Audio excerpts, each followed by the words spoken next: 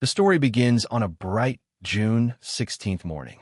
From a city apartment balcony, a young girl's cheerful voice calls out for her brother. An energetic young girl named Sana excitedly tries to wake up her older brother, Hikari. Still groggy, he tiredly wishes her a good morning as she begs him to look at what she has. Sana proudly shows off her new discovery, a cute, bunny-eared raincoat that she found next to her futon. She playfully pounces on Hikari, exclaiming it must be someone's birthday. Hikari, now sitting up in bed, seems to go along with his sister's energetic antics. The family gathers for breakfast. A woman with a tattoo, their obesan, affectionately takes photos of Sana in her new raincoat.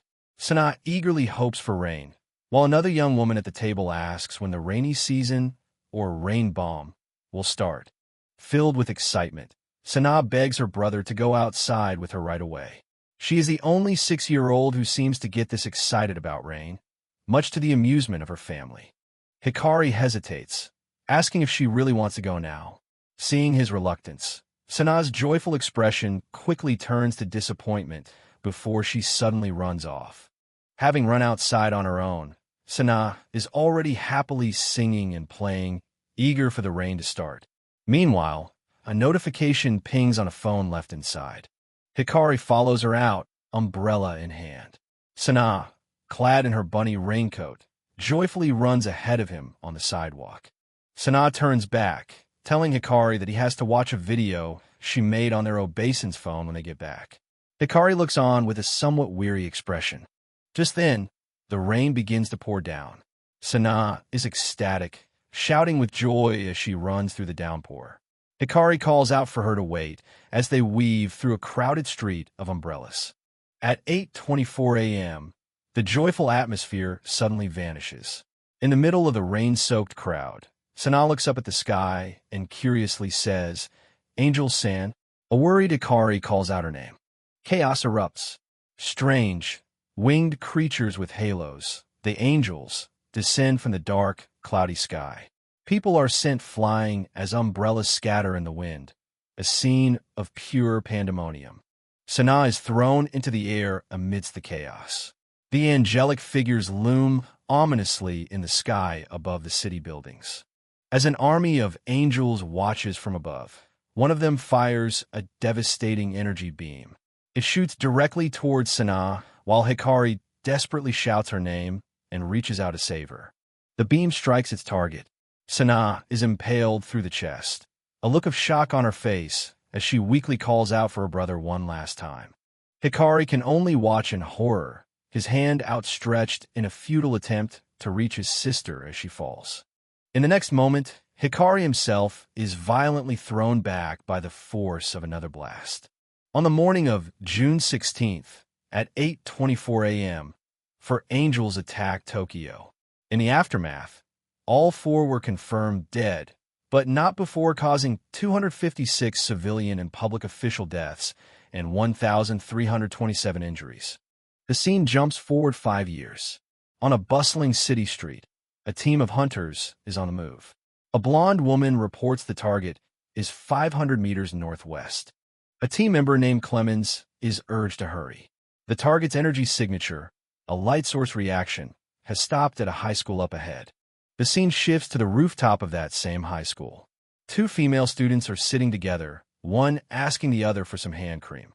One of the girls, Rena, is amazed by how soft her friend's hands are, wondering what she uses. The friend insists she doesn't use anything special, but Rena finds that hard to believe, commenting on how pretty her hands are. Their conversation is cut short as a grotesque, winged creature with a disturbing, distorted face and a bloated stomach materializes between them.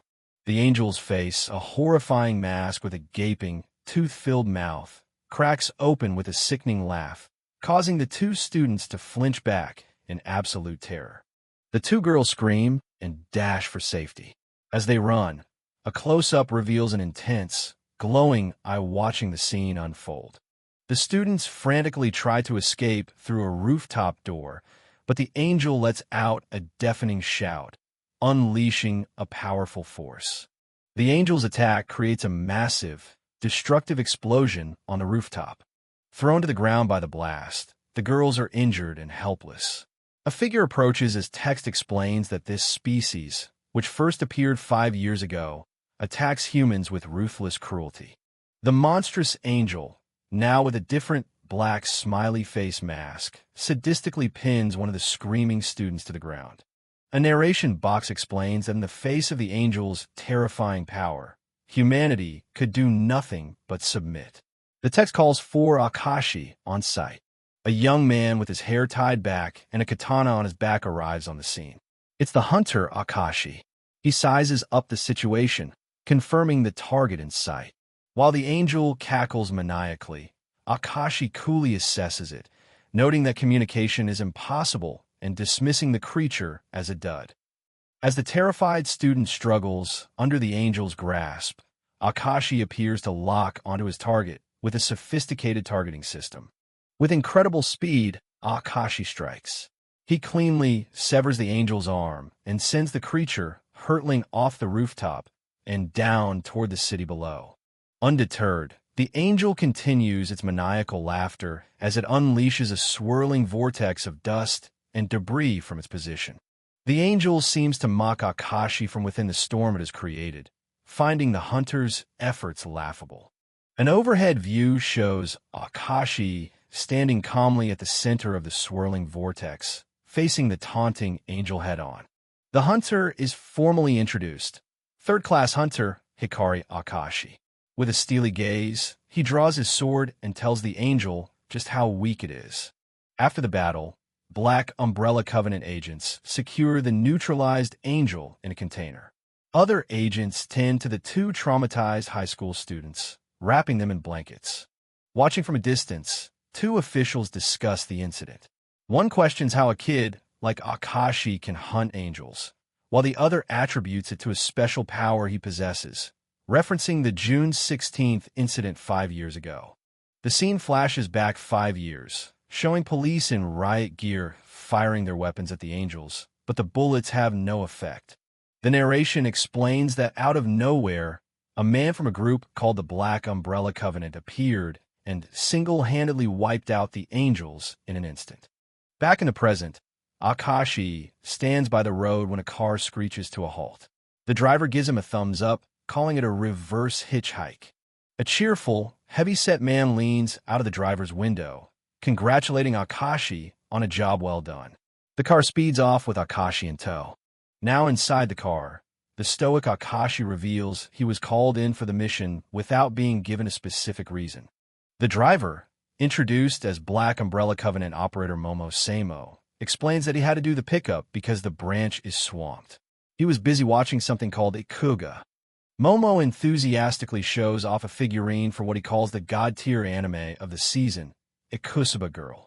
Akashi's deadpan expression suggests he understands why Momo was put on show for duty. Momo is thoroughly impressed by Akashi's record, noting that he's logged 40 hunts in a single year, 4 times the average. He jokingly calls it cheating, but Akashi remains unfazed, simply telling him to keep his eyes on the road. Cutting through the light-hearted chatter, Akashi's tone becomes serious.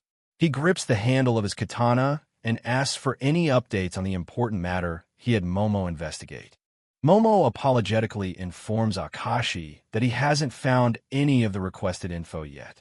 Akashi listens, his expression unchanging. Momo explains that he has meticulously checked all reports, records, and eyewitness testimony from the June 16th incident, but every official account states there were only 4 angels. Reluctantly, Momo suggests the possibility that Akashi was just seeing things.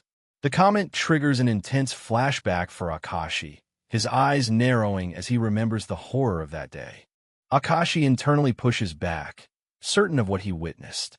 A terrifying image of a grotesque, multi-eyed monster flashes in his mind, the 5th angel that haunts his memory. Changing the subject, Akashi asks Momo to confirm his hunt count. When Momo answers 40, Akashi clicks his seatbelt into place and flatly states, "That's wrong." Momo quickly corrects himself, remembering the recent kill makes it 41. But before he can finish, a loud thud and a crash bring the car to a violent halt as Akashi again says no. A new angel, This one resembling a bizarre, manic clown has landed on their car, causing the crash. Momo looks on in shock. As the clown-like angel taunts them, Akashi calmly and firmly corrects his hunt count, stating the true number is 42. In a sudden move, Akashi violently kicks the angel off the hood of the car, sending it crashing through the highway guardrail. As the car screeches to a stop, Akashi exits the vehicle, sword in hand, ready to face the new threat. The angel has recovered, perching on the overpass railing. It chides Akashi for his rudeness, while Akashi reveals he knew he was being tailed, asking if the angel was a friend of his previous target. The clown angel scoffs, explaining that angels have a hierarchy and that it had merely sent the useless first angel to retrieve the tasty-looking female's hand. It calls Akashi a naughty one for getting in the way of a meal, lamenting the rarity of hands of that quality.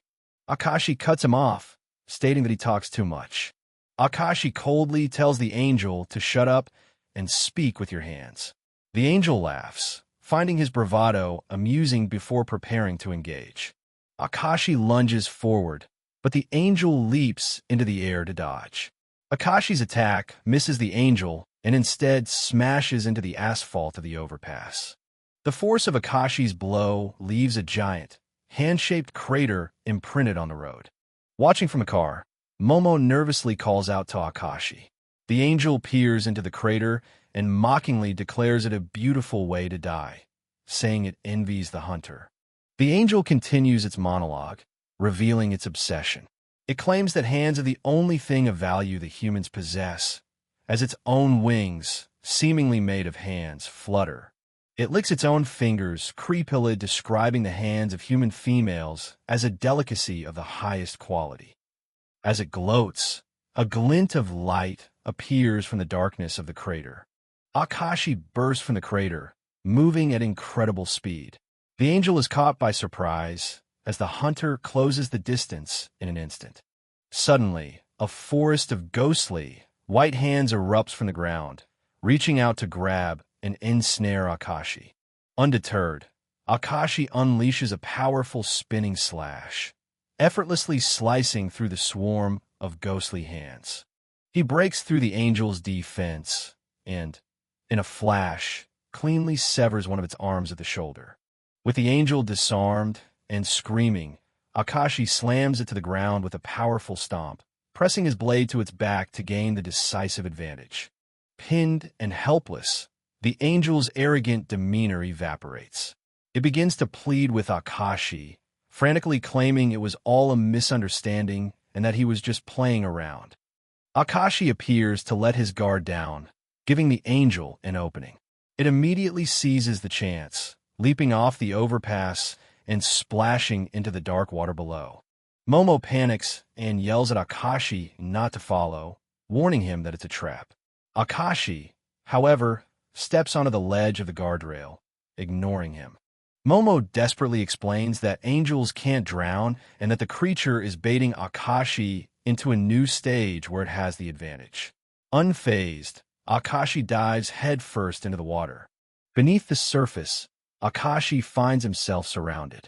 A horde of small, grotesque creatures with hands for heads and gaping mouths swim up from the depths to swarm him. From a safe distance, the angel mocks Akashi, calling him an idiot and a stupid monkey for thinking he could only fight on land.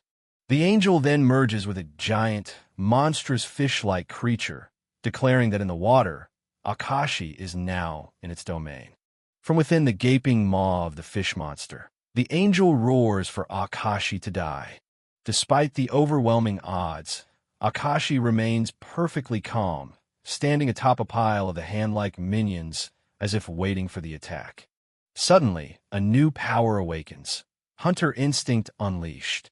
On the surface, Momo notices the water bubbling as the angel senses a dramatic shift in power. A brilliant light begins to glow from the depths. The angel looks on in disbelief, sensing a terrifying power radiating from Akashi. Akashi stands amidst the darkness, his katana now engulfed in a swirling, ethereal flame. The angel is stunned, unable to comprehend how fire can exist underwater.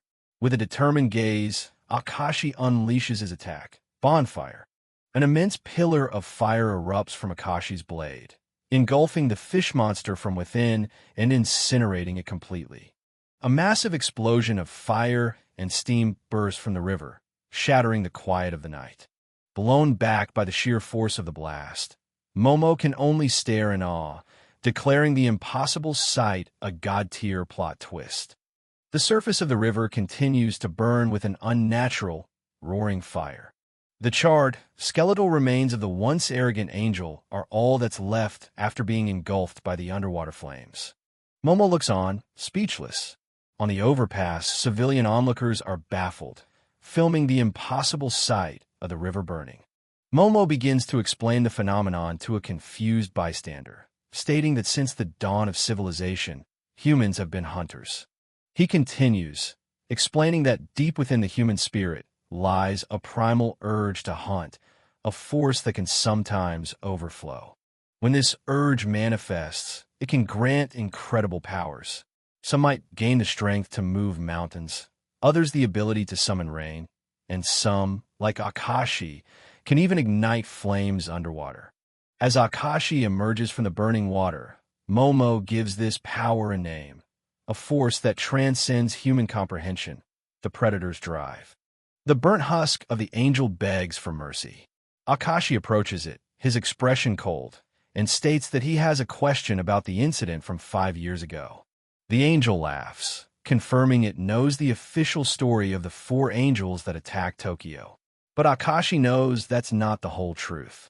The scene splits between Akashi's determined face in the present and his terrified one from the past. He declares with certainty that he saw it with his own eyes. The 5th angel was there. The scene flashes back to that fateful, rainy day. In the chaotic sky, amidst the falling umbrellas and debris, the angels descended upon the city. Looming above the others was the horrifying form of the 5th angel, a grotesque being of bone and eyes.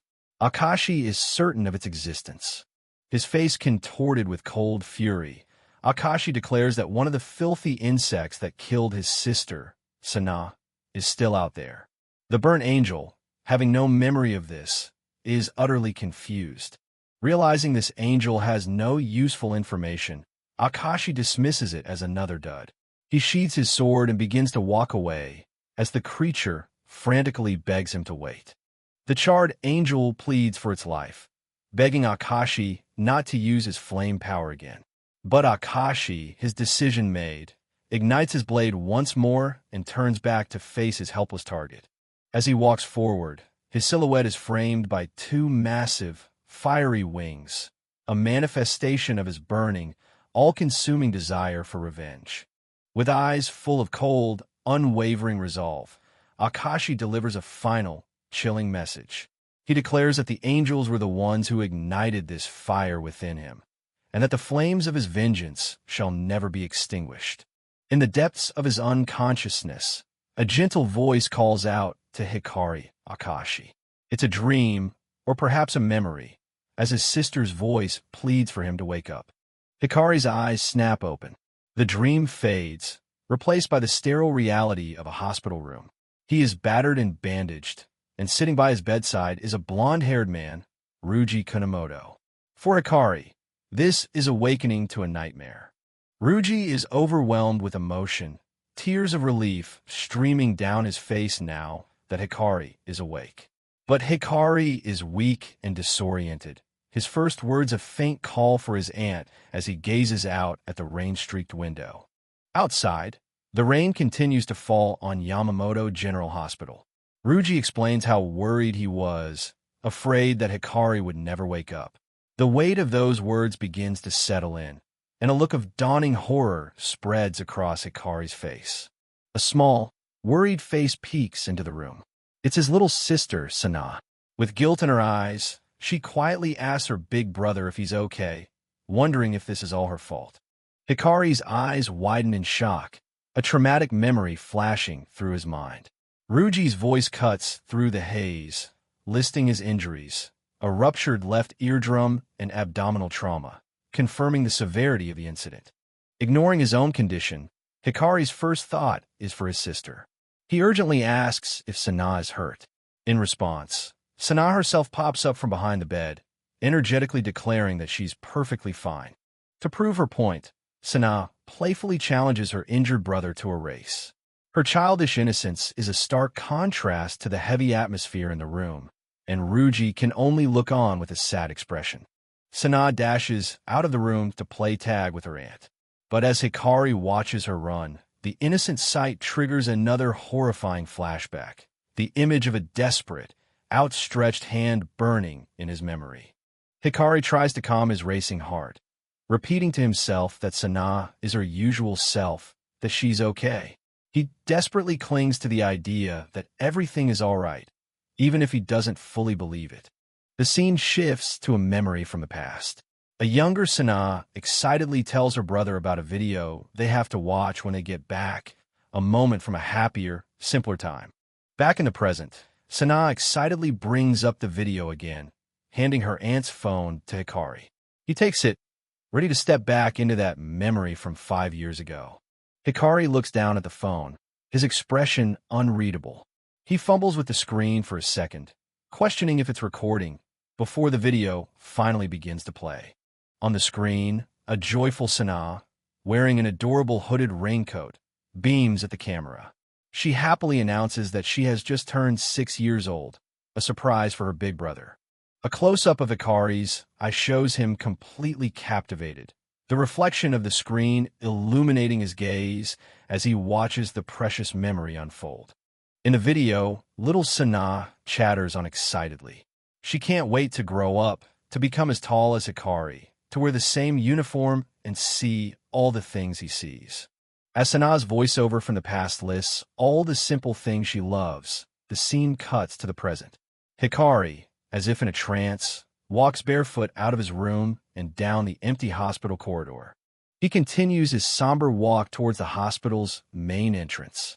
His bare feet are silent on the cold floor, the only sound being the innocent voice of his sister echoing from the phone in his hand. Hikari steps out into the pouring rain.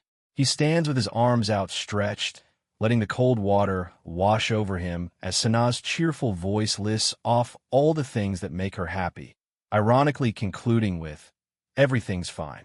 The video recording is about to end, and Sana gets flustered. She panics, realizing she hasn't said the most important part yet. As Hikari stands frozen in the present, Sana's final message plays. She thanks him for being her big brother and asks if they can be together forever. The word "nothing" hangs in the air, a testament to his utter despair over a promise he couldn't keep. Overwhelmed by a tidal wave of grief, something inside Hikari awakens. A strange, fiery pattern briefly burns onto the palms of his hands. He quickly clenches his fists, and just as quickly, the marks disappear. The emotional and physical strain becomes too much, and Hikari collapses to his knees in the pouring rain. At that moment of utter vulnerability, a mysterious figure holding an umbrella appears behind him. The man, whose name we will come to know as Haruka Inatsu, looks down at the boy. "What's the matter, kiddo?" he asks, his tone deceptively casual. "You'll catch a cold spittin' fire out here like that," he adds, revealing he saw the strange power Hikari just displayed. This fateful encounter marked the beginning of Hikari's new life. A close-up reveals Haruka's face. He holds a cigarette, but his expression is anything but calm. Tears stream down his cheeks, mixing with the rain as he looks at the broken boy. This moment of shared sorrow fades into the present, 5 years later, where Hikari has become a hardened hunter. The scene shifts to the present day. Hikari, Akashi, and a portly companion, another hunter, are walking and discussing their work. The companion feels sorry for the research department, questioning the necessity of collecting angel corpses, but Hikari explains that any angel they are sent after is as good as ashes anyway. The real purpose is to study their biology and weaknesses. As they approach the imposing Western Tokyo branch of the Black Umbrella Covenant, Hikari continues his explanation. He states that an angel's weaknesses are as simple as a human's. Crush their halos to negate their powers and pluck their wings so they can't fly. His companion laments that, unfortunately, the only ones capable of performing such feats are the hunters, specifically those who possess the mysterious predator's drive. He paints a grim picture. If the hunters were to disappear, the rest of humanity would be helpless, trampled into the mud by the angels. To prevent this, the Covenant's research department works tirelessly, studying the very beings that threaten their existence. Suddenly, their conversation is violently interrupted. A faceless, humanoid angel appears out of nowhere, swinging a sword.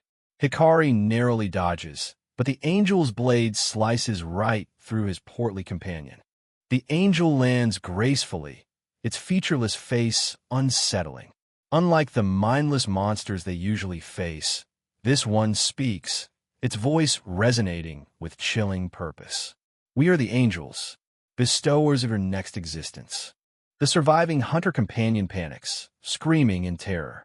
In the chaos, Hikari's own katana clatters to the ground as he prepares himself for the unexpected confrontation. There is no fear in Hikari's eyes, only cold, sharp focus.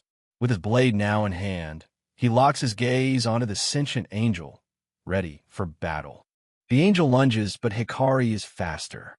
He bursts into motion, a blur of speed as he moves to intercept the attack head-on. In a display of incredible agility, Hikari uses the angel's own momentum against it, leaping gracefully over his opponent's head. Before the angel can react, Hikari twists in midair and delivers a powerful kick, deflecting the creature's sword with pinpoint precision. The force of the impact sends the angel sprawling to the ground, its attack completely neutralized by Hikari's swift and decisive counter. As the angel recovers, sending out a ripple of energy, Hikari analyzes the situation. He notes that while it's not unusual for angels to hide their wings and halos, there is something uniquely different and unsettling about this one. Watching from the sidelines, the other hunter is amazed. He thinks the angel is being cocky for dropping its weapon, not realizing the terrifying strength and speed of his comrade, Hikari Akashi. He marvels at Hikari's skill, realizing that the young hunter reads his opponent's moves 3 steps ahead. But just as he thinks he understands, Hikari dashes forward, and the companion's jaw drops in shock. Hikari's katana is suddenly struck from his hand, clattering into a puddle on the ground. The companion watches in disbelief, confused as to what just happened. The companion screams in terror as the fallen swords begin to float, moving on their own as if possessed. Hikari, however, remains calm, his expression unchanged by this bizarre turn of events. The floating blades launch themselves through the air, but Hikari is already in motion, effortlessly dodging the telekinetic assault. With a flick of his wrist, Hikari summons his own katana, which flies back into his grasp.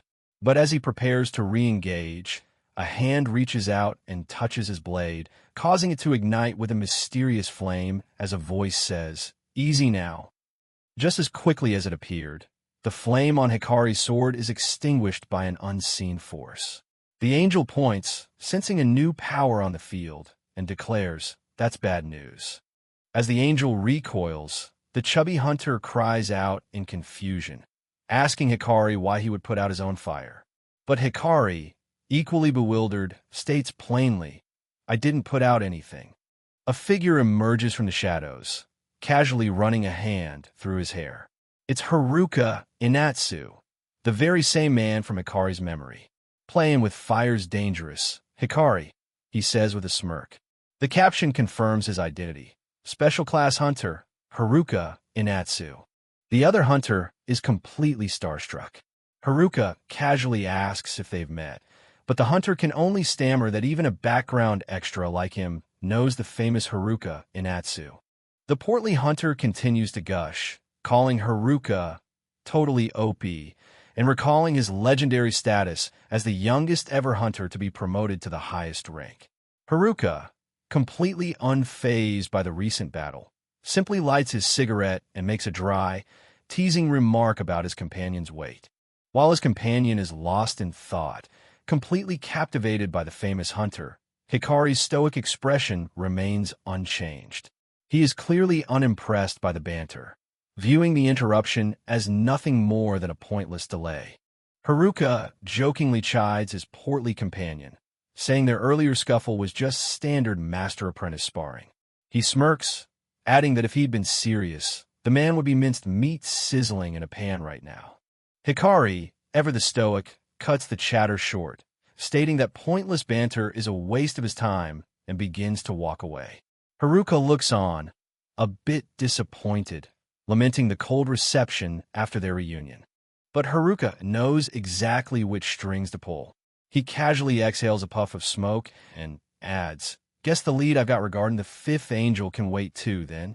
That gets Hikari's immediate attention. His cold demeanor shatters, replaced by a desperate urgency. He whips around, demanding to know where it is. Haruka calmly teases him, noting he's far more hyped about a lead than seeing his old mentor again. As Hikari storms up the steps into the building, the other hunter asks Haruka if he actually believes Hikari's story about a fifth angel. Haruka's expression turns serious as he admits, "I might do." The companion presses the issue, reminding Haruka that 5 years ago, he was the first hunter on the scene of that tragedy. And in his official report, he only mentioned the discovery of 4 angel corpses, not 5. Haruka dismisses him, saying this isn't a simple tale to be told around a campfire. The scene flashes back to the memory of a young, tear-streaked Hikari. Haruka explains that his belief isn't based on hard facts or the testimony of 1,000 eyes. With a look of conviction, Haruka reveals the truth. "It was the look in a single pair that made me want to believe. That's all there is to it." His faith is placed not in evidence, but in the raw, desperate truth he saw in a traumatized boy's eyes. Back in the present, Hikari impatiently tells them to stop talking and show him the lead. The companion bows respectfully as Haruka agrees, saying, "All right, let's go, Hikari." They enter a dimly lit control room inside the Covenant headquarters. Haruka gestures towards a monitor, a grim look on his face. "There's someone," he begins. "I want you to meet." On the screen is the angel from the earlier fight, now unmasked and restrained. She is a beautiful woman with long, platinum blonde hair and a strange, crown-like halo. Her defiant eyes stare back, full of malice. This is the fifth angel. Haruka leads Hikari down a long, sterile corridor deep within the facility, heading for the underground containment on floor B1. Hikari's patience wears thin, and he demands to know where this person is. Haruka remains cool, telling the intense young man to chill out and try to savor his youth while it lasts. As they walk, Haruka reveals some troubling new intel. For the past 3 weeks, reports have been flooding in from all across Tokyo about angels being killed by unknown hunters.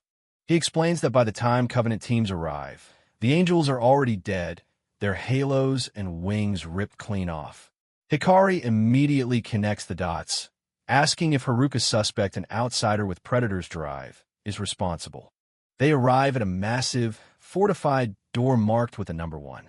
Haruka confirms the brass believes it's an outsider, which is why he was put on the case.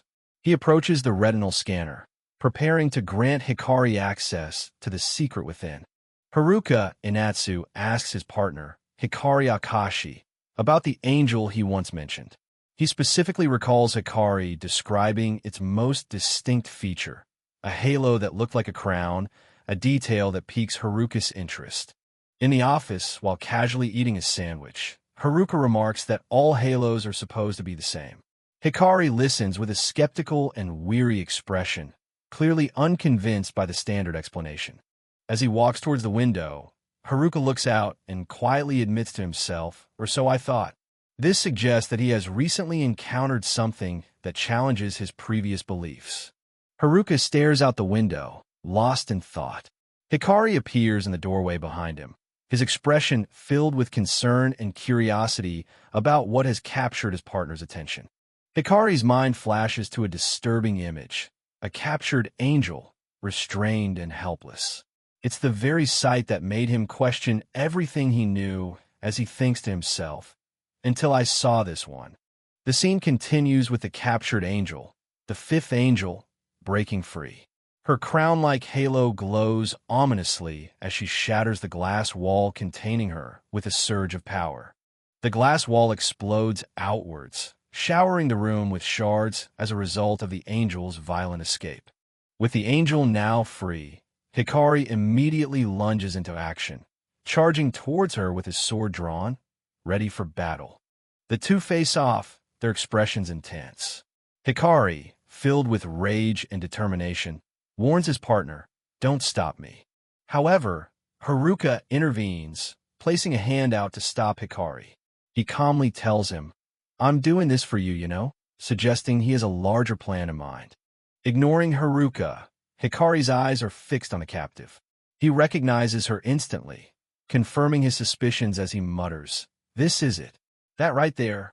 The fifth angel." The fifth angel stares back defiantly, her identity confirmed. It's revealed that she is the one responsible for the entire string of mysterious angel hunts. Haruka recounts the story to a furious Hikari.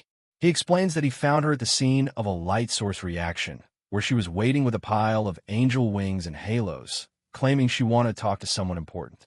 Hikari's rage boils over as he declares, "I don't care. This thing killed Sana." But Haruka warns him that the higher-ups have decided to hear her out, and if they kill her now, they'll be the ones facing punishment. Frustrated, Hikari confronts Haruka, asking whose side he's truly on. Haruka, ever the pragmatist, gives a non-committal reply.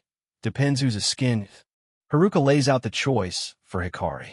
He can either destroy the only lead he has for his revenge, or he can use it.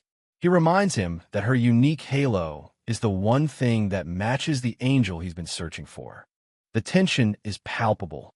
A series of close-ups shows the silent standoff, the unwavering gaze of the fifth angel, Hikari's hand gripping his sword, and his own eyes burning with conflict and hatred. Despite the warnings, Hikari's rage consumes him, and he swings his sword at the fifth angel. As the attack lands, one of the onlookers casually remarks, "Dang, nice lashes." The blade slices off a piece of the angel's decorative horns, which clatter to the floor. The onlookers are taken aback, with one questioning if they were just extensions. With his sword now at her neck, Hikari presses for information, asking her if there's anyone else with a halo like hers. The angel, however, feigns confusion, claiming she didn't catch what he said.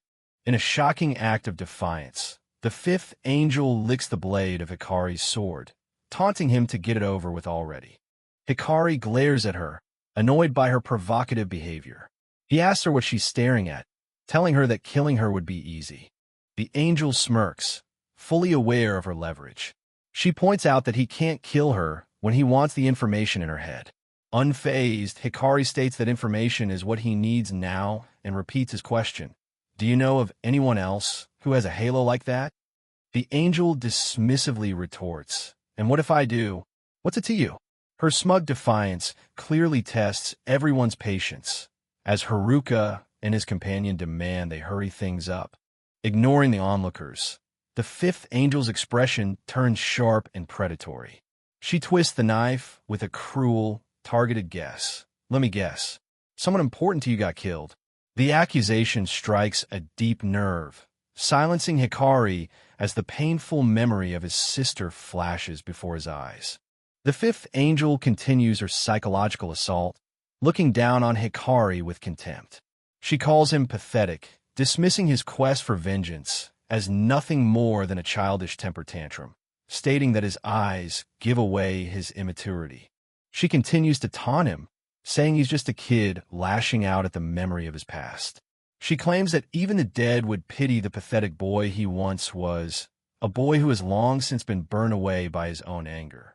Hikari grips his sword, his knuckles white. He quietly admits that she might be right, that he may just be throwing a tantrum and lashing out blindly. But then, with chilling resolve, he adds, "But I don't care." With a look of pure, cold fury, Hikari declares that if he has to, he will burn the entire world to ashes to get what he wants. Annoyed, the fifth angel simply mutters, "What an absolute waste of my time." His rage boiling over, Hikari lunges forward again, shouting that he wants to talk to someone more important, referring to the angel herself. He swings his sword in a powerful arc, determined to end the conversation and get answers. As he attacks, a strange, fiery pattern manifests from Hikari's hand, flying towards the fifth angel. Her unique, multi-eyed halo is seen in detail as the mysterious energy hurtles towards her. The fifth angel gracefully dodges Hikari's energy blast. The dark, flaming power streaks past her as she moves with supernatural speed and agility. Hikari's attack misses its target and slams into the wall behind the angel, causing it to shatter. Haruka and his companion watch the uncontrolled display of power with concern. Just as the situation escalates further, Haruka steps in. He reaches out his hand, and a bright light flashes from his fingertips, a sign that he is about to use his own power to intervene and stop the fight. As Hikari swings his blade, a wave of frost suddenly appears, encasing his arm and the sword in ice, stopping his attack just inches from the angel's neck. The word freeze echoes as the power takes hold. Hikari looks on in shock, his attack completely neutralized. The fifth angel, now connected to his frozen arm by a strange energy tether around her neck, looks at him with curiosity and says, "So this is what your power feels like." Watching from the sidelines, Haruka sighs in exasperation. "Sheesh. Puberty-crazed brats," he mutters, complaining that when he was Hikari's age, he was much more well-behaved. Haruka's companion comments that Haruka is being too lenient on Hikari's past self. Below them, a sleek, black VTOL aircraft speeds through the sky, signaling a change of location. The scene shifts to a rooftop helipad where the group has reconvened. The fifth angel is restrained once more, carried by two guards. Hikari expresses his frustration, stating that the interrogation gave him nothing and he needs more time. Hikari angrily confronts Haruka, accusing him of arranging the short meeting just to provoke him. With a smirk, Haruka admits that if Hikari was looking for some edgy drama, he nailed it, before bluntly telling him to cut the crap. Looking to the sky, Hikari questions the higher-up's sanity for negotiating with an angel. Haruka states that they have their reasons, and confirms that shipping her off to HQ is a done deal that won't be stopped for a brat's tantrum. The reality of the situation sinks in for Hikari, who sees it as a major problem. He looks down in defeat, while the fifth angel, carried in the background, appears serene and victorious. However, Haruka reveals a twist. He was supposed to escort her to HQ personally, but an urgent job from the higher-ups has come up.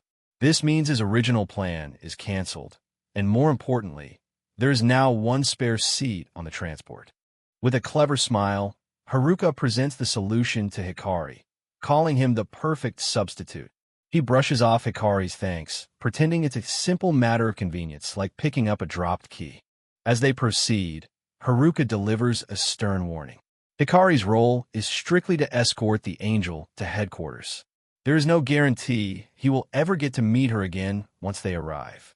The ramp of the large, black VTOL aircraft lowers with a heavy clang, ready to receive its passengers and prisoner on the rooftop helipad. A new character, a stern-looking, bald man with a mustache, appears. He is the transport squad leader, and he orders his men to get the angel ready for flight in 2 minutes. The squad leader introduces himself as Nakamura. When Haruka informs him that Hikari is coming along, Nakamura looks the boy up and down with disdain, questioning if it's okay for a kid to join a mission. Haruka immediately steps in to defend Hikari, sharply admonishing Nakamura for his disrespect. "You gotta show some respect when you meet someone for the first time," he scolds, questioning if Nakamura's grandmother ever taught him manners. Missing the point entirely, Nakamura bellows that his grandmother is alive and kicking. As the two continue to bicker, Hikari tiredly points out that disrespect cuts both ways, while Haruka looks on, unimpressed by the petty squabble before the important mission ahead.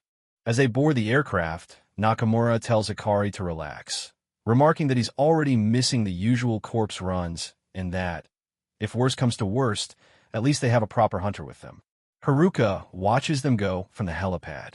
Haruka gives Hikari a final, reassuring wink, a silent gesture of encouragement for the mission ahead. The VTOL's powerful engines roar to life, blasting the helipad as the aircraft begins its ascent. The aircraft speeds through the sky. 10 minutes into the flight, the mood inside the cabin is tense. Hikari and the transport team sit on one side, while their prisoner, the fifth angel, sits calmly across from them, her hands still bound. After departing the West Tokyo branch, a heavy silence fills the transport. Hikari and the fifth angel are locked in an intense, silent stare down, the hatred between them palpable. Suddenly, the scene cuts to a fiery explosion on a skyscraper's helipad, the wreckage of the transport. A voiceover coldly remarks, "Man, humans are so weak." The escort mission has failed, leaving the identity of the culprit a mystery as the chapter comes to a shocking end. Aboard a transport craft, two hunters keep watch. Swallowing his murderous rage, one of them continues his interrogation of the suspected angel. One of the hunters complains that he's been chatting her up for 10 minutes, while his partner tells him to shut up.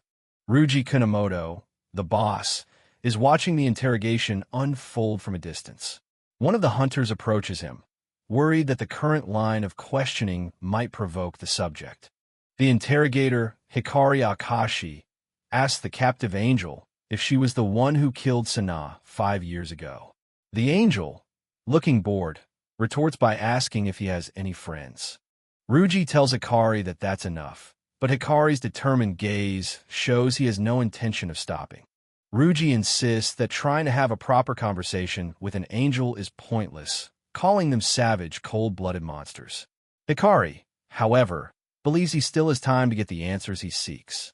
Ryuji decides to intervene, asking the angel directly what she's after. She insults him, telling this stinky cue ball to shove it.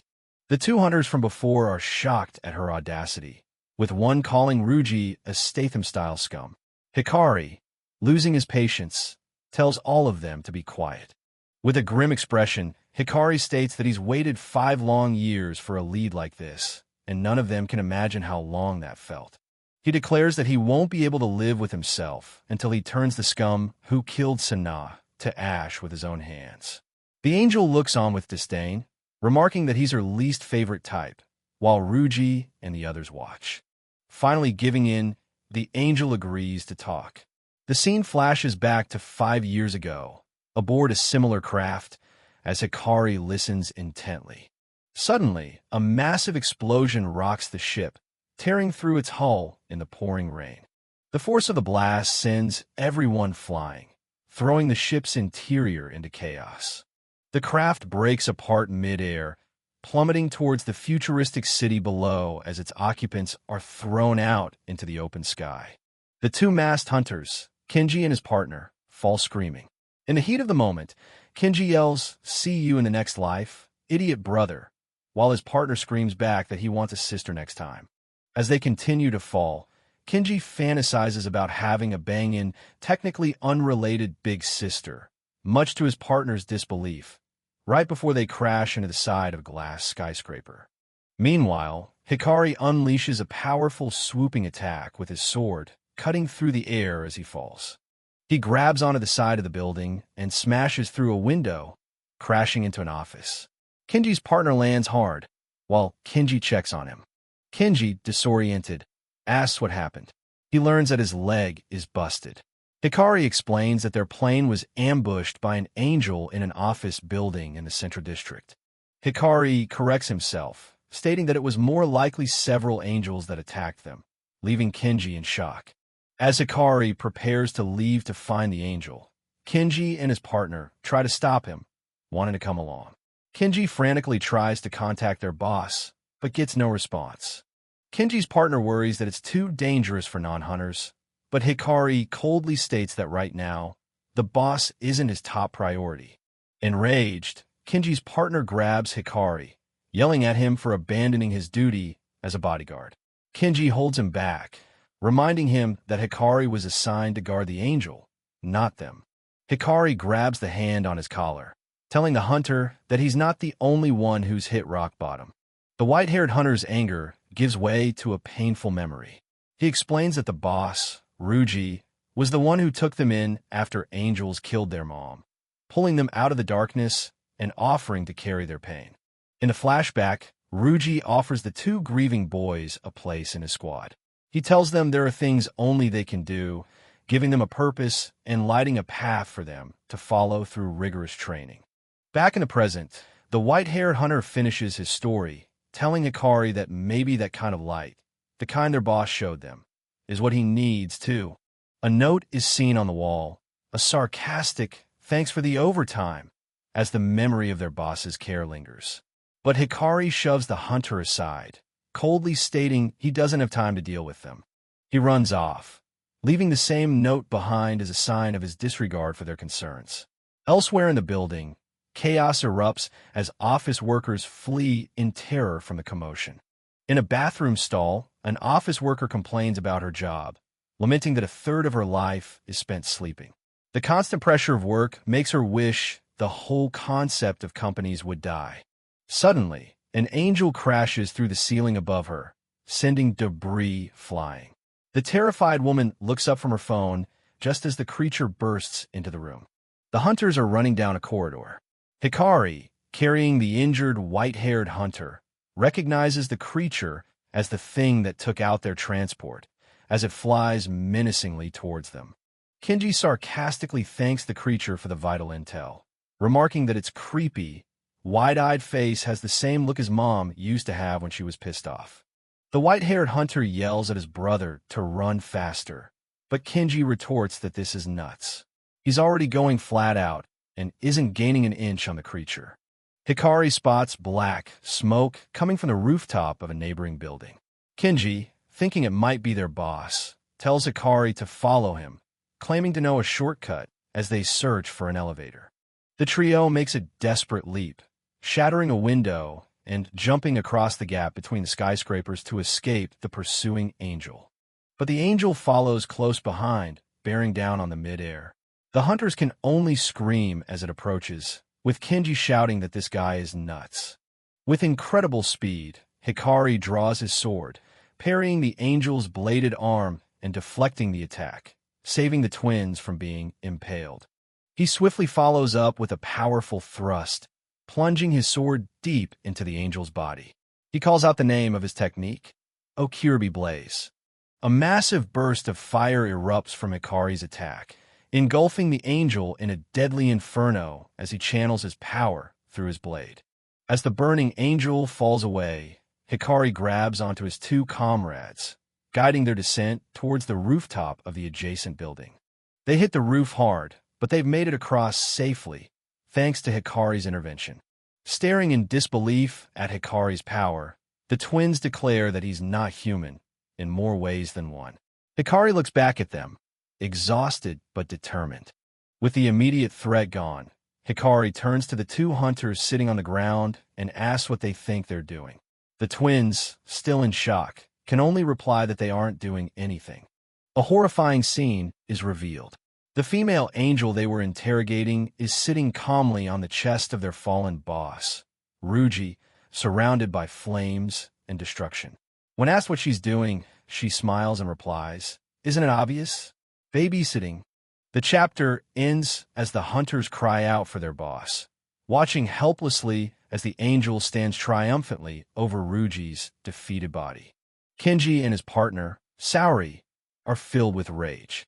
Kenji screams at the angel, calling her a murderer, while the usually calmer Saori threatens to tear her to shreds. Their fury is palpable as tears stream from their eyes. The enraged hunters, Kenji and Saori, charge towards the source of their anger. In contrast to their fury, the female angel stands calmly on the helipad. She has a smug look on her face and taunts them, asking if they want to hear something funny, only fueling their rage. Just as the masked hunters are about to attack, their comrade, Hikari Akashi, intervenes. He swiftly places his sword between them and their target, stopping them in their tracks. "She's mine," he declares, his voice cold and determined. "I'll take her down myself." Elsewhere, the female angel proves her deadly capabilities. After a swift and brutal encounter, she stands over the remains of a defeated foe. With a dismissive, "Yup," she confirms her kill. She then kicks off her heels, stating that skipping the small talk really speeds things up, revealing her eagerness for battle. Back on the helipad, the angel launches a surprise attack, not against the twins, but against Akashi. Her leg transforms into a shadowy, blade-like weapon as she lunges at him with incredible speed. Akashi's eyes widen slightly, caught off guard by her sudden move. The scene erupts into chaos. The female angel is now fighting another, more monstrous type of angel, a bizarre creature with a gaping maw for a face. Akashi can only watch, his focus fixed on the unexpected battle unfolding before him. The female angel dodges the monstrous angel's attack with a graceful whirl, her expression unchanged. Her calm demeanor in the face of such a grotesque enemy highlights her confidence and fighting prowess. The monstrous angel lunges again, but the female angel is faster. She gets in close, landing a powerful blow and screaming, "Just die already!" as she attacks, revealing a flash of her own aggressive nature. With a tremendous impact, the female angel slams the monstrous angel into the helipad, shouting trash. The force of the blow shatters the concrete, sending debris flying and demonstrating her immense strength. The three hunters, Akashi, Kenji, and Saori, watch from a distance, stunned by the destructive power they've just witnessed. The helipad is now a cratered wreck.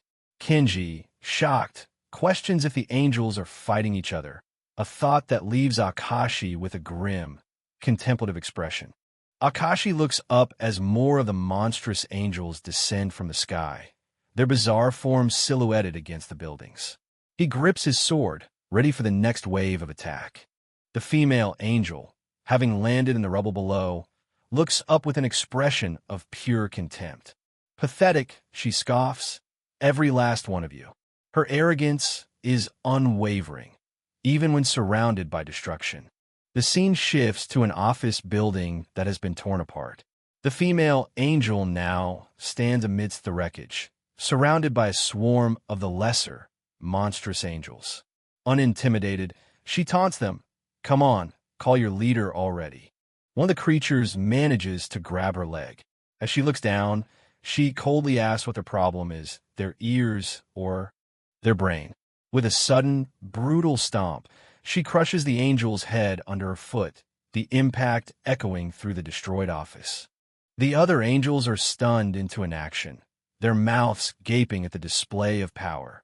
The female angel then unleashes a wave of energy, causing their heads to explode simultaneously in a gruesome shower of gore.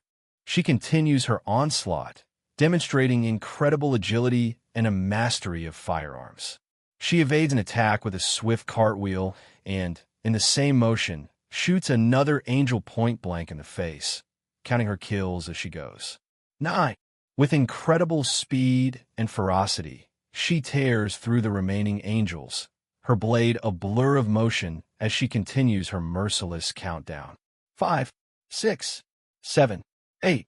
She systematically eradicates every last one of them in a whirlwind of destruction, finishing her count. 3, 2, and 1. After dispatching the last angel, she lands lightly on the ground. She then walks calmly out of the wrecked building and back onto the damaged helipad, leaving a trail of explosions and chaos in her wake without a single glance back.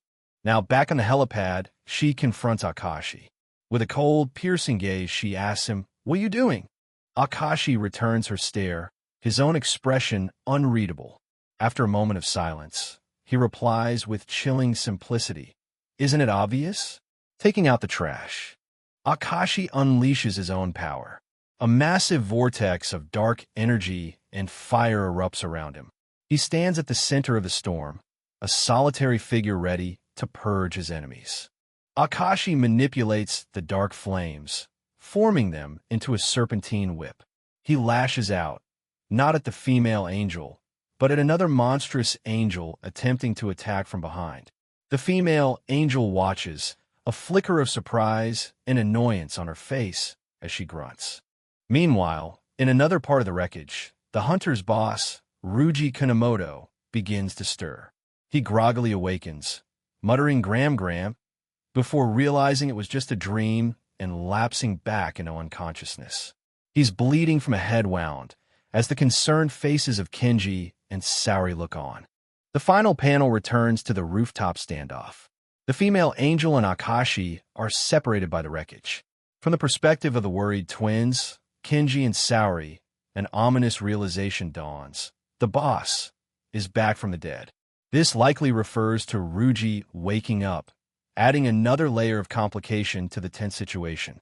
Back on the streets, the chaos of the crash aftermath unfolds.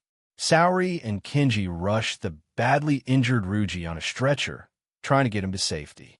The twins are desperate. They frantically push the stretcher, shouting at their boss not to die.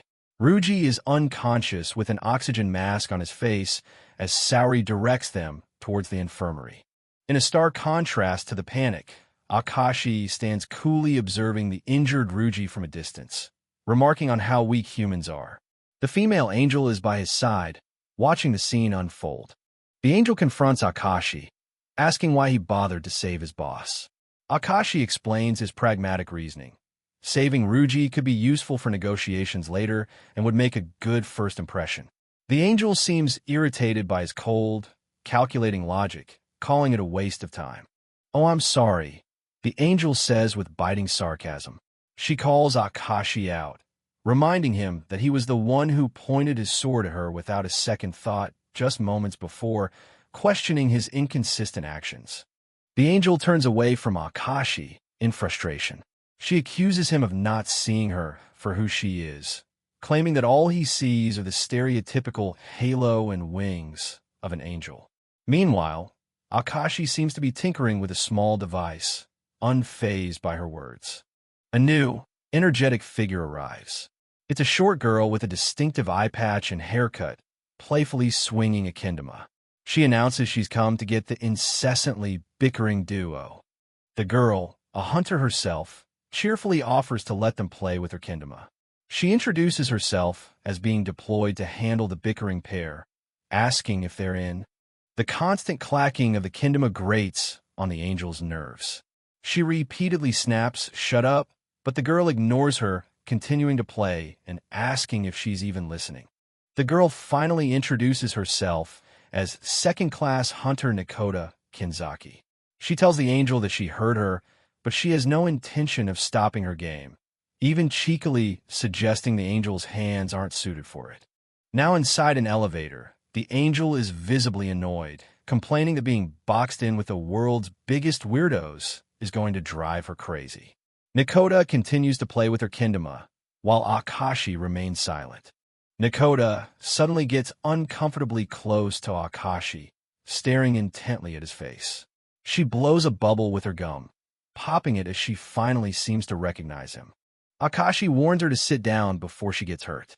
Nakota apologizes, explaining she only just now recognized him as she forgot her contacts that morning and confirming she was the assigned escorting hunter.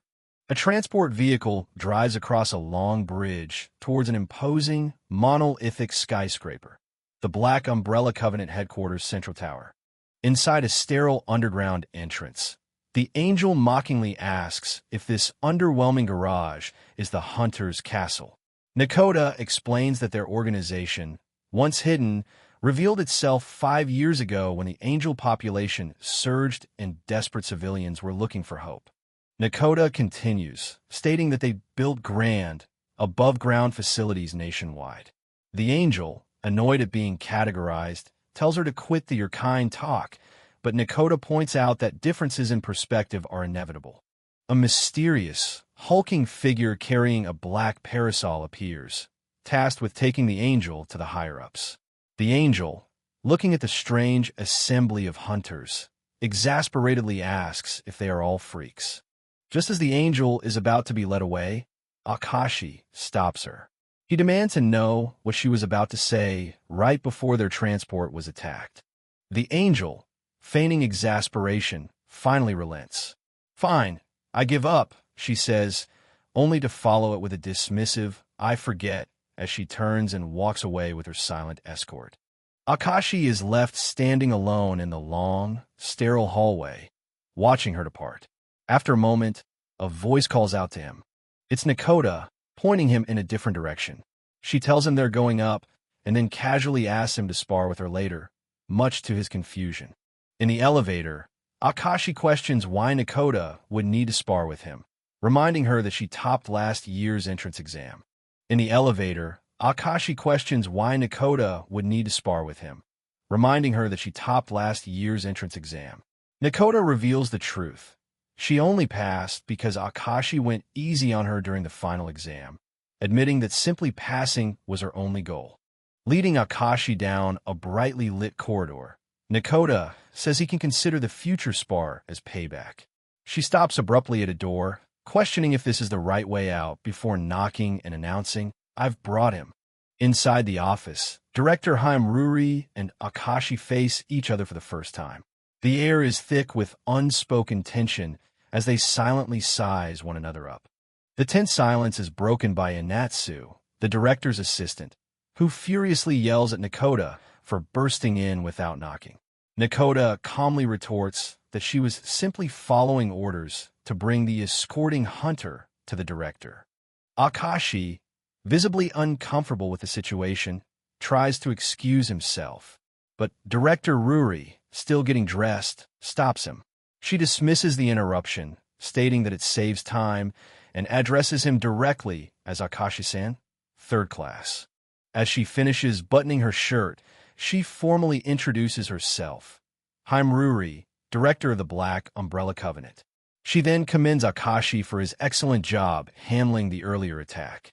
Akashi connects the dots and asks if Ruri is the higher-up that the female angel was being taken to meet. Ruri clarifies that she is not. She merely steers the ship based on orders from an even higher authority.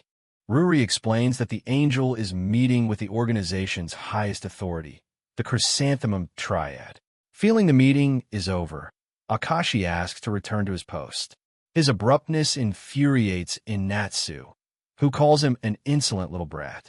Ruri, however, seems intrigued, commenting that the blood of the hunter burns strongly within him. Ruri then drops a bombshell on the unsuspecting hunter. However, Akashi, she begins, "You no longer need to return to that branch.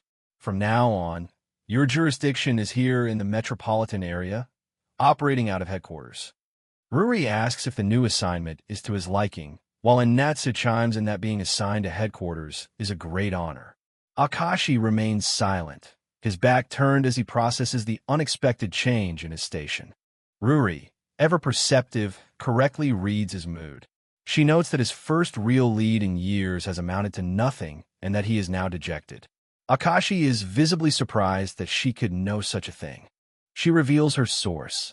"Inatsu filled me in." Ruri directly confronts him, stating that he has allowed personal feelings to permeate his duty. Akashi accepts the criticism, stating he is prepared for any disciplinary action. Ruri, however, asks why she would be angry. Ruri explains that she authorized his involvement in the escort mission despite knowing about his personal motivations. She then dismisses her subordinates, ordering them to leave her alone with Akashi. Nakoda playfully drags the protesting Inatsu out of the office. As Akashi turns to follow them, the office door clicks shut. He stops, hearing the director's bare feet pad across the floor before she softly calls his name, stopping him in his tracks. Ruri leans in close, whispering that she will let him in on a little secret. She mentions the one thing that has haunted him for years, the fifth angel, the one only you saw. A flash of that horrific memory, a grotesque, multi-eyed creature, appears in his mind. Akashi's eye widens in pure shock. The director leans back, a knowing look on her face as she confirms the impossible. "I happen to know of it." Akashi is left speechless, his mind reeling from the revelation that his deepest, most traumatic secret is known to the director. Ruri simply raises a finger to her lips, signaling that this is a secret they now share. As Akashi tries to comprehend this, Ruri delivers one final, cryptic piece of information, a name that hangs in the starry void of his thoughts. Kuno's Book of Revelation. He is left to wonder if this could finally be the key to avenging his past. A man, identified as Ruji Kunamoto, is running through an industrial corridor. A navigation prompt tells him to turn right in 20 meters. He continues to run at full speed alongside another figure. The navigation indicates the rendezvous point is approximately 300 meters ahead. The scene shifts to a conversation. Hikari Akashi, with a serious expression, asks about something called Kuno's Book of Revelation. A woman with dark hair and a mark on her face, Haim Ruri, explains that it's a tome discovered half a century ago, kept under the tightest security, as its pages depict the origin of angels and their end. Hikari asks what she's trying to say. Haim Ruri reveals it's a book of prophecy, telling of how angels were born and how they'll fall. She adds that if they play their cards right, they can prevent the coming calamity.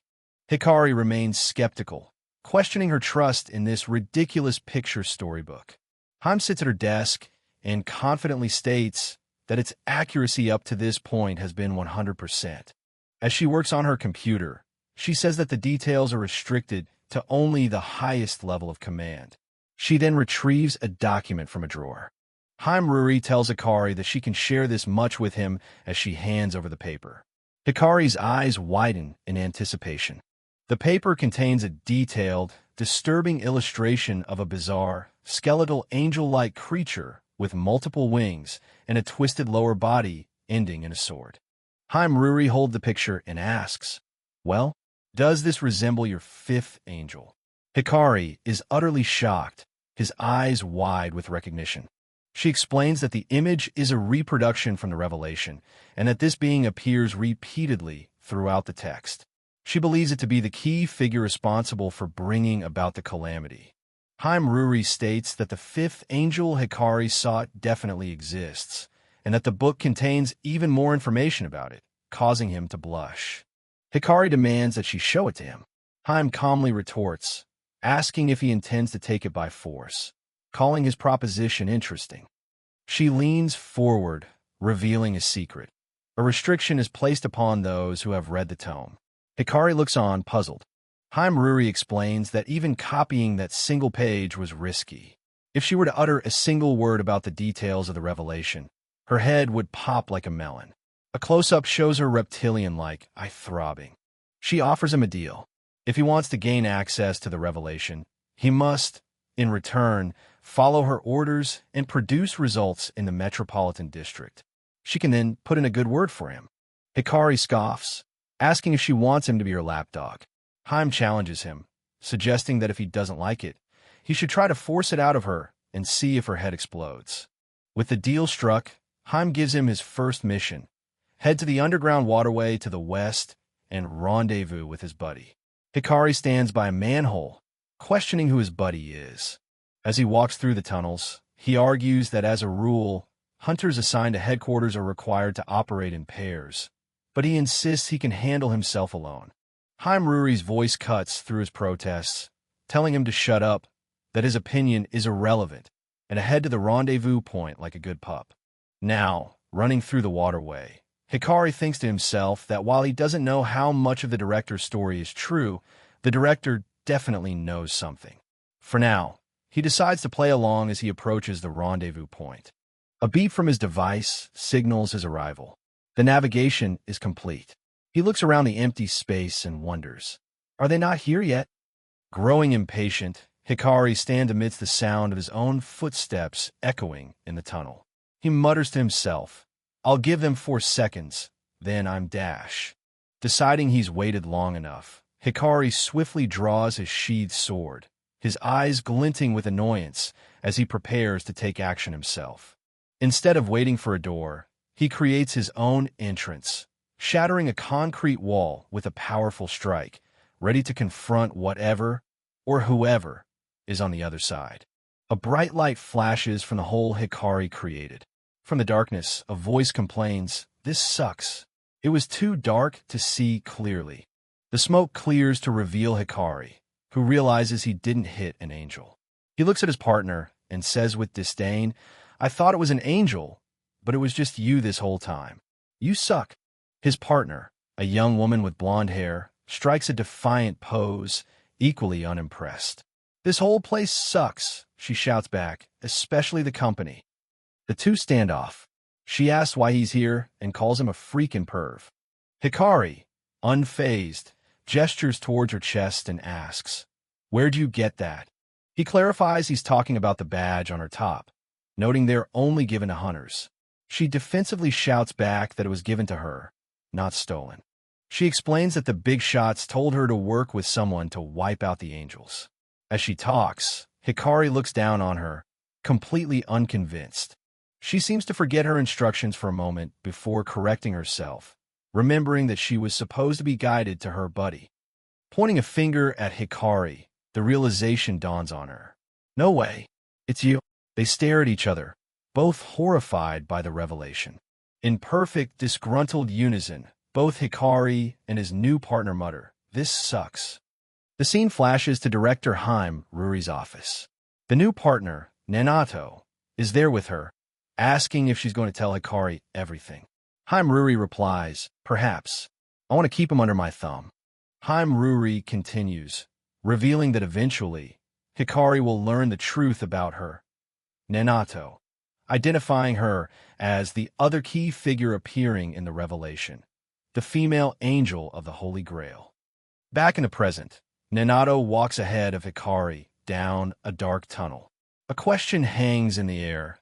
Down a path of vengeance, will she be the one to stop the calamity or the one to awaken it? Described as having absolutely zero chemistry, the worst partners ever begin their mission. Nanato runs ahead, screaming into the darkness. "Where the hell are you?" She continues to sprint through the tunnels, demanding the angel come out and face her. Hikari trails behind, calling out to his reckless partner. Hikari curses under his breath, thinking, "They want me to team up with this clown?" He recalls director Haim Ruri's orders to follow her commands and produce results. Nanato skids to a halt, annoyed. "Do you even know why we're here right now? To beat the crap out of some angel, right?" Hikari realizes this is what the director meant by playing along. She asks why they came to this gross-ass place if not to fight. Hikari sighs and begins to explain the real mission. A few hours ago, a powerful light source reaction was detected in the sewers. He continues the briefing with a graphic. 2 hunters were dispatched immediately, but soon after, they both went silent, and the light source reaction vanished along with them. Hikari explains that the light source reaction is something that your kind, angels, release when they use their powers, pointedly looking at Nanato. Nanato asks if he's saying an angel took them out. Hikari replies that it's the most plausible scenario, but they are here to confirm what happened. Nanato glares at him, clearly annoyed by his condescending tone. Finally fed up, she explodes. "The name's Nanato. Quit calling me you and it all the time. Got that?" Hikari coolly points out that she hasn't called him by his name either. With a deadpan expression, he says, "Nice to meet you," deliberately refusing to use her name. As Nanato is about to retort, a voice shouts from a nearby tunnel, "Who's there?" A bruised and battered man appears, interrupting their argument. The man, Forte, stumbles forward. He recognizes Hikari as a third-class hunter and one of the first responders, but notes that he's not from this district. Hikari explains that he was just assigned 2 minutes ago, then cuts to the chase. "So, where's the other hunter?" Instead of answering, a close-up reveals Forte's face twisted in a silent, terrifying grin. He's sweating profusely, his eyes wide with an unspeakable horror, unable to form words. Hikari asks Forte to explain what happened, but the terrified man is barely coherent. Nanato correctly assesses that he's completely wiped out from the ordeal. Forte manages to explain that over the last few days, dozens of citizens have vanished in the area. There are no signs of kidnapping or struggle, just a string of bizarre disappearances. He cries that his buddy, Yasui, figured it out on their way there. He grabs Hikari desperately, asking if he has seen Yasui, his partner. Hikari tells him to calm down and explain what happened. Forte collapses to his knees, crying that he was the only one who ran and got away. After a moment of silence, Hikari and Nanato watch as Forte's strange behavior begins. Suddenly, Forte leaps into the air, striking a graceful ballet pose. Nanato and Hikari look on in stunned silence, completely bewildered by the bizarre display. He begins to dance wildly, counting in French, un, deux, trois. Nanato and Hikari are horrified by the grotesque performance. Nanato asks if this is some kind of weird hunter power, but Hikari realizes that something is terribly wrong with the man. Forte's face contorts in agony as he continues to sing and dance against his will, his body twisting into unnatural positions. With a sickening pop, Forte's torso explodes violently from the inside, sending a spray of blood and gore everywhere. Hikari and Nanato are splattered with his remains, staring in horror at the spot where the hunter just stood. In the puddle of blood, a small, pale, slug-like creature squirms, the only thing left of Forte. The grotesque slug sings a little tune, and Nanato realizes the creature was inside of him. Before it can move, she lifts her foot to crush it. She stomps on the creature relentlessly, disgusted and horrified. Nanato continues to crush the remains of the creature, screaming in fury. Screw that. Just like that, huh? Total bullshit. Hikari tells her to take it easy, but Nanato turns on him, her face a mask of rage. Take it easy? A life just vanished right before our eyes. She gets right in his face, screaming, "How the hell can you be so calm about this?" She then taunts him, asking if this cold expression is the face he wants to show his sister when he finally sees her again. Hikari remains stoic. He tells her he understands her anger, but explains that to him, the sound of tearing flesh has become just meaningless noise. He turns and walks away. After a moment of silence, a determined look replaces Nanato's anger. She and Hikari wordlessly agree to press on, running together deeper into the sewers. They finally arrive at a large, open chamber. A voice echoes from within, "You finally made it." A new angel appears, taking the form of a young boy with one angelic and one demonic wing, playing a violin. He smiles at Nanato and says, "I've been waiting, princess. What I'm about to unveil is a special performance just for you."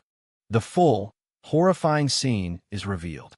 Behind the violinist angel, the bodies of dozens of missing people are suspended against the curved walls, posed like grotesque mannequins in a T-pose.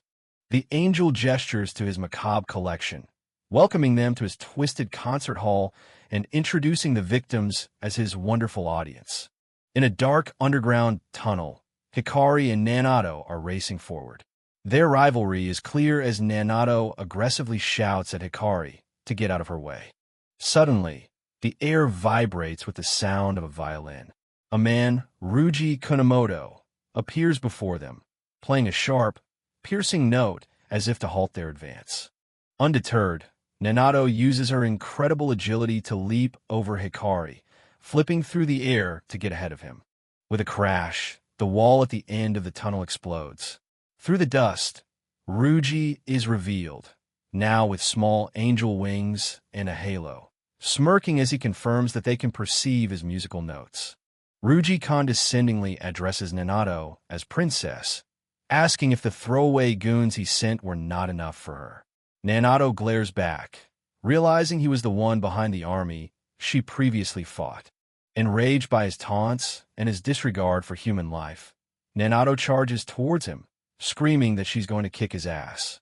Ryuji mockingly tells her that such a dazzling show needs a grand audience. As Nanato yells at him to shut up, a horde of eerily blank-faced humans begins to appear, surrounding the arena. The crowd of enthralled humans, controlled like puppets, begins to stampede towards Nanato, who is shocked by the bizarre and horrifying scene. Seeing Nanato surrounded, Hikari springs into action, launching himself towards Ryuji. He identifies Nanato as the perfect bait, while Ryuji calls her dim-witted, effortlessly deflecting the attack with a flick of his violin bow. Hikari's attack slams into an invisible barrier created by Ryuji's music, stopping him in his tracks. He grinds his sword against the barrier, the sound of metal on energy screeching through the air as he pushes forward with all his might. With a final push, Hikari manages to crack the invisible musical barrier. Looking over the cracked wall, Hikari glares at Ruji. The angel, however, acts as if he'd forgotten Hikari was even there, and decides to indulge him with a performance. With a flourish, Ruji begins to play his violin with intense passion, channeling his power into the music. In response, Hikari dashes along the wall, dragging his sword against it and gathering energy for a powerful counterattack. The energy Hikari gathered erupts in a massive explosion, seemingly aimed at Ruji. Ruji casually warns Hikari not to nod off during the show. The explosion dissipates, revealing several of his musical notes were destroyed, but he remains unharmed. Changing his strategy, Hikari prepares to unleash a special technique, summoning a powerful aura as he calls forth the Flame Serpent. With a surge of power, Hikari unleashes the Flame Serpent, sending a torrent of fiery energy striking forward. Ruji looks on in surprise as Hikari's attack hits its mark. However, the explosion happens right next to Nanado, who angrily accuses Hikari of trying to steal her prey. Meanwhile, Nanado is desperately fending off the controlled humans. She realizes that they are being manipulated by something and that it's no use trying to reason with them. Tears well up in Nanado's eyes as she struggles with the thought of harming innocent people. She resolves to only strike hard enough to knock them out without causing serious injury. She lands a solid punch on one of the controlled women, but has to quickly dodge and slide away to avoid being overwhelmed. Nanado grits her teeth, realizing the civilian's speed and strength aren't normal and must be the angel's doing. Fine then, she thinks, her expression hardening as she declares she's done holding back. But before she can act, an attack sends Ruji crashing into a nearby wall. As he recovers, panting heavily, his body begins to contort. One wing turning black and demonic, his face twisting in a pained, monstrous snarl. Staring at the hole Hikari punched in the wall, Ruji is genuinely shocked.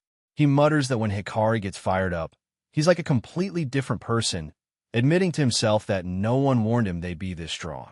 The shock seems to trigger a traumatic memory for Ruji, as he sees the silhouette of an angel on railroad tracks before an oncoming train. His face contorts in pure terror. Snapping back to reality, Ruji finds himself relentlessly pursued by Hikari, who attacks with his tonfa.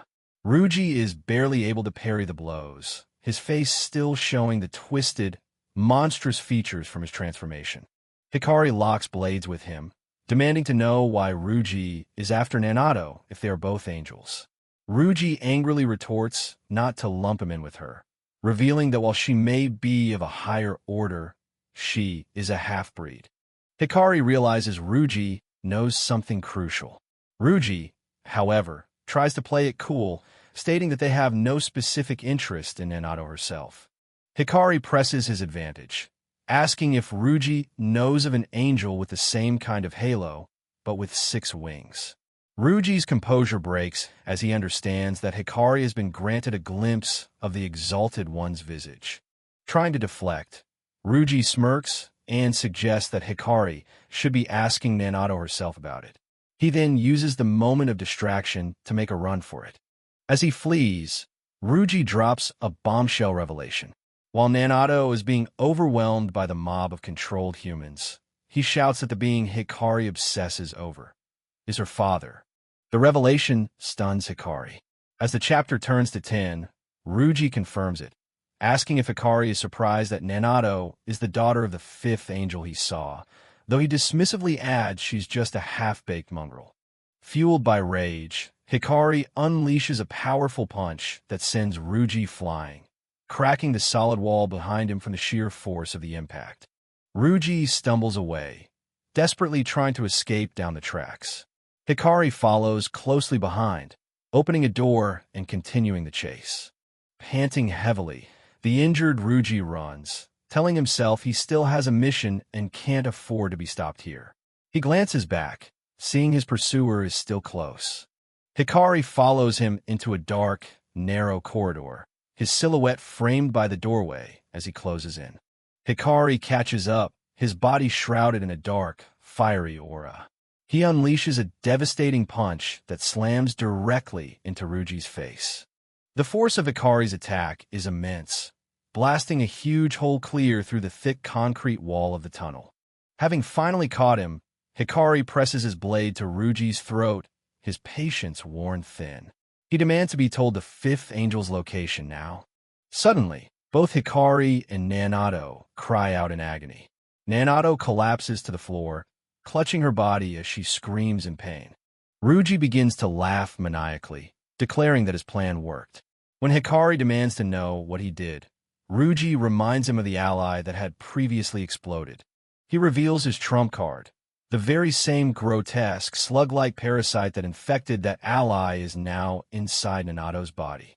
Ruji explains that soon, Nanato's body will be completely taken over, just like the mindless humans standing behind her.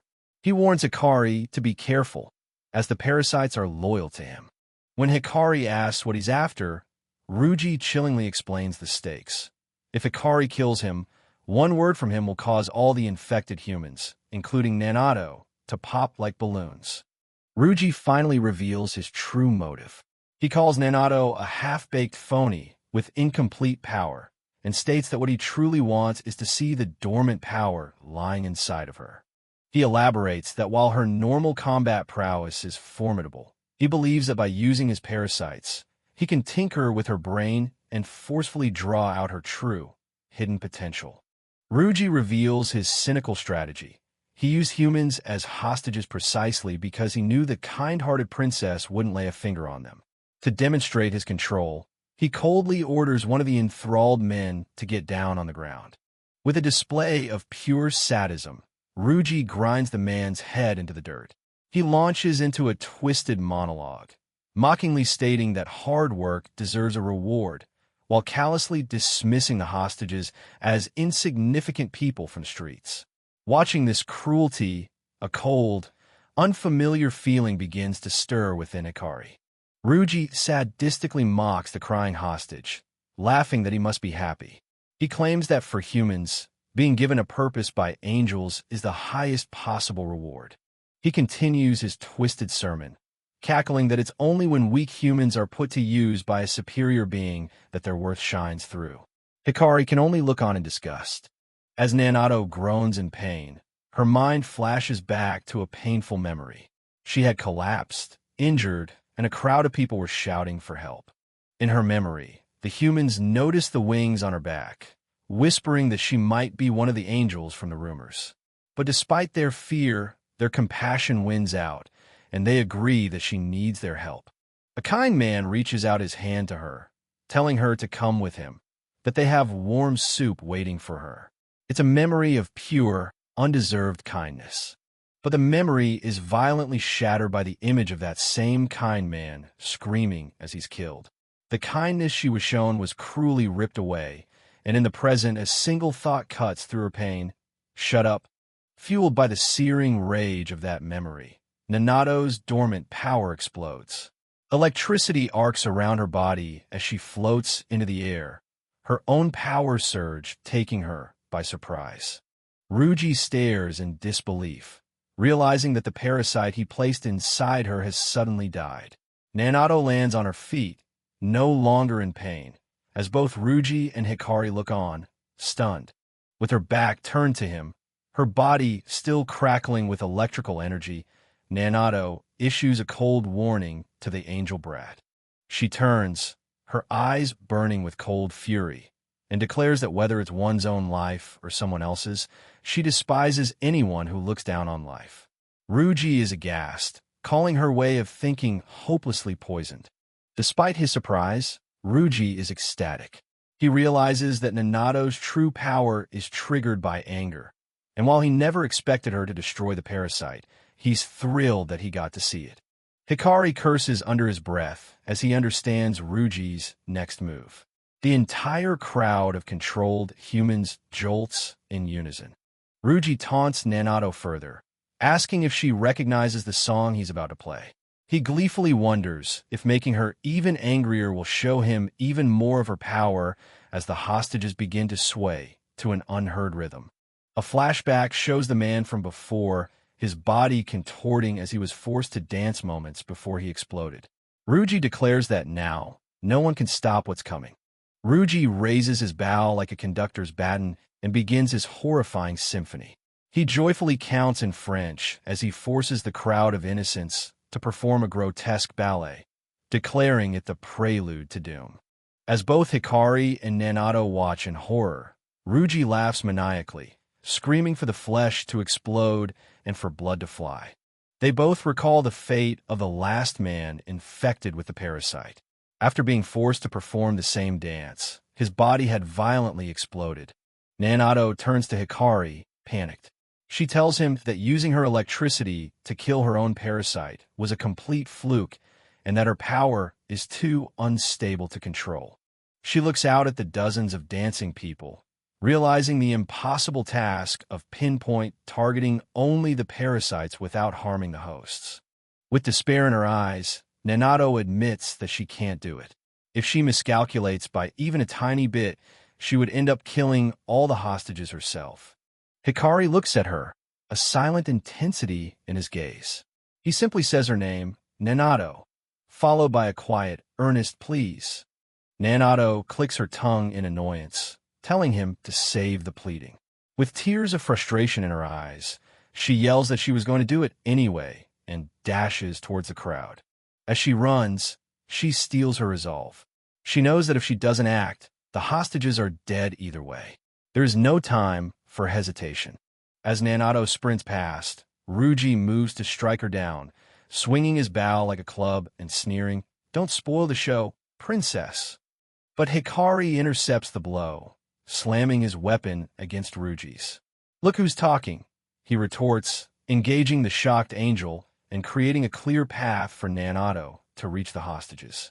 While Hikari engages Ruji, Nanato moves into the crowd of dancing hostages. She realizes that all these people were dragged into the conflict because of her, which means it's her responsibility to save them. Taking full responsibility, she places her hands on the chest of one of the victims. With her eyes glowing with determination and power, she accepts that it's on her to end this. Nanato unleashes a massive, uncontrolled burst of electricity, screaming that it's her duty to free them. The lightning engulfs her and spreads through the entire crowd. The powerful electrical discharge courses through every single hostage, their bodies convulsing as the parasites inside them are targeted and destroyed. As the blinding light fades, the now freed civilians collapse to the ground, unconscious but alive. Nanato lands, exhausted, while in the background, Hikari continues to hold Ruji at knife point. The massive expenditure of power leaves Nanato completely drained. She collapses to the floor, panting heavily as sweat pours down her face. Looking over the bodies of the people she saved, a single tear of relief escapes her eye. Overwhelmed with emotion, she finally closes her eyes, knowing she succeeded. Slowly, the hostages begin to wake up, groaning and confused, wondering where they are. Nanato's eyes snap open, wide with shock and relief that they are all okay.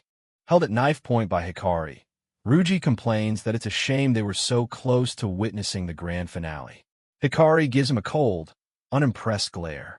Ruji, trying to sound confident, asks Hikari what's with the menacing look, mockingly asking if he's actually thinking of killing him. Hikari coldly reminds Ruji that he holds all the information he's after, so he should work on his manners. Enraged at the arrogance of a pathetic human, Ruji demands he start by groveling. Having heard enough, Hikari simply says, "Wrong answer." He thrusts his blade forward, impaling Ruji directly through the head in a massive burst of light and energy. As Ruji's body disintegrates, Nanato, still on the floor, asks in disbelief, "Did I save them? Did I really save them? Me?" A profound, unspoken moment passes between them. Hikari remains stoic, while Nanato sheds a tear, overwhelmed by the realization that she was able to be a savior. The battle is finally over. Hikari stands watch as Nanato sits among the rescued civilians, who are slowly recovering from their ordeal. Only Ruji's eyeball remains. His final thoughts echo that while he didn't get to see the beautiful burst of flesh and blood, it's fine because he has fulfilled his duty. With his last flicker of consciousness, Ruji sends out a prayer to his lord, most exalted, declaring that he awaits his second coming with the utmost reverence. The prayer culminates in a terrifying vision of a crucified, monstrous angelic being, the fifth angel. It is a harbinger of calamity, patiently waiting for the appointed hour of its return. Later, in a car, the director informs her subordinate that the civilians kidnapped by the angel are safe, suffering only minor burns. Elsewhere, a somber Hikari reflects on the battle. Another hunter reports to the director, confirming that the angel was obsessed with seeing Nanato's power. The director agrees that it felt like he was plotting something. The hunter asks Hikari if he learned any new information, but Hikari remains silent, haunted by Ruji's revelation. She's the daughter of the one you're obsessed with. With his back to the director, Hikari questions why she made Nanato, an angel's daughter, into a hunter. The director coolly replies that she simply receives orders from above and acts accordingly. She tells him it's nothing for him to worry about and advises him to get some rest. Hikari just stares out the window at the falling rain, lost in thought. The next day, in a hallway at the hunter headquarters, Nanato is stopped by a group of aggressive hunters who tell her to get lost. One of the hunters viciously calls her angel trash. Nanato, who had been quietly looking out a window, is confused by the hostility, retorting that this is the room she was assigned. The hunters ignore her confusion. Their leader shouts that even though orders came from the top to work with her, he refuses to breathe the same air as an angel, accusing her of planning to kill them in their sleep. Another hunter aggressively accuses her of attacking and electrocuting civilians. Nanato, refusing to be intimidated, coolly retorts that he should quit fantasizing just because he can't get laid, which only infuriates him further. She tries to explain that she did it to kill the parasites, but they refuse to listen, shouting at her to save her excuses and get out immediately. Their anger explodes into a torrent of hate. They scream that bastards like her slaughtered their families, calling her a filthy rat and telling her to go die in a hole. Nanato is left speechless, surrounded by their rage. Just as the confrontation reaches its peak, Hikari's voice cuts through the noise.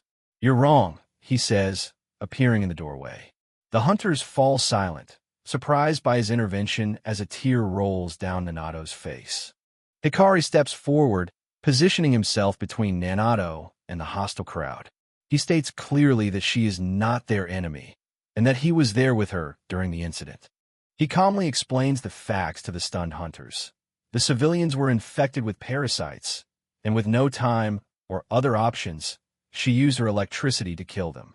He concludes by saying that she truly did everything she could to save everyone. As he finishes, a new voice interjects, "Allow me to add to that." A burly man with a thick mustache, Nakamura from Transport Unit 3, steps forward.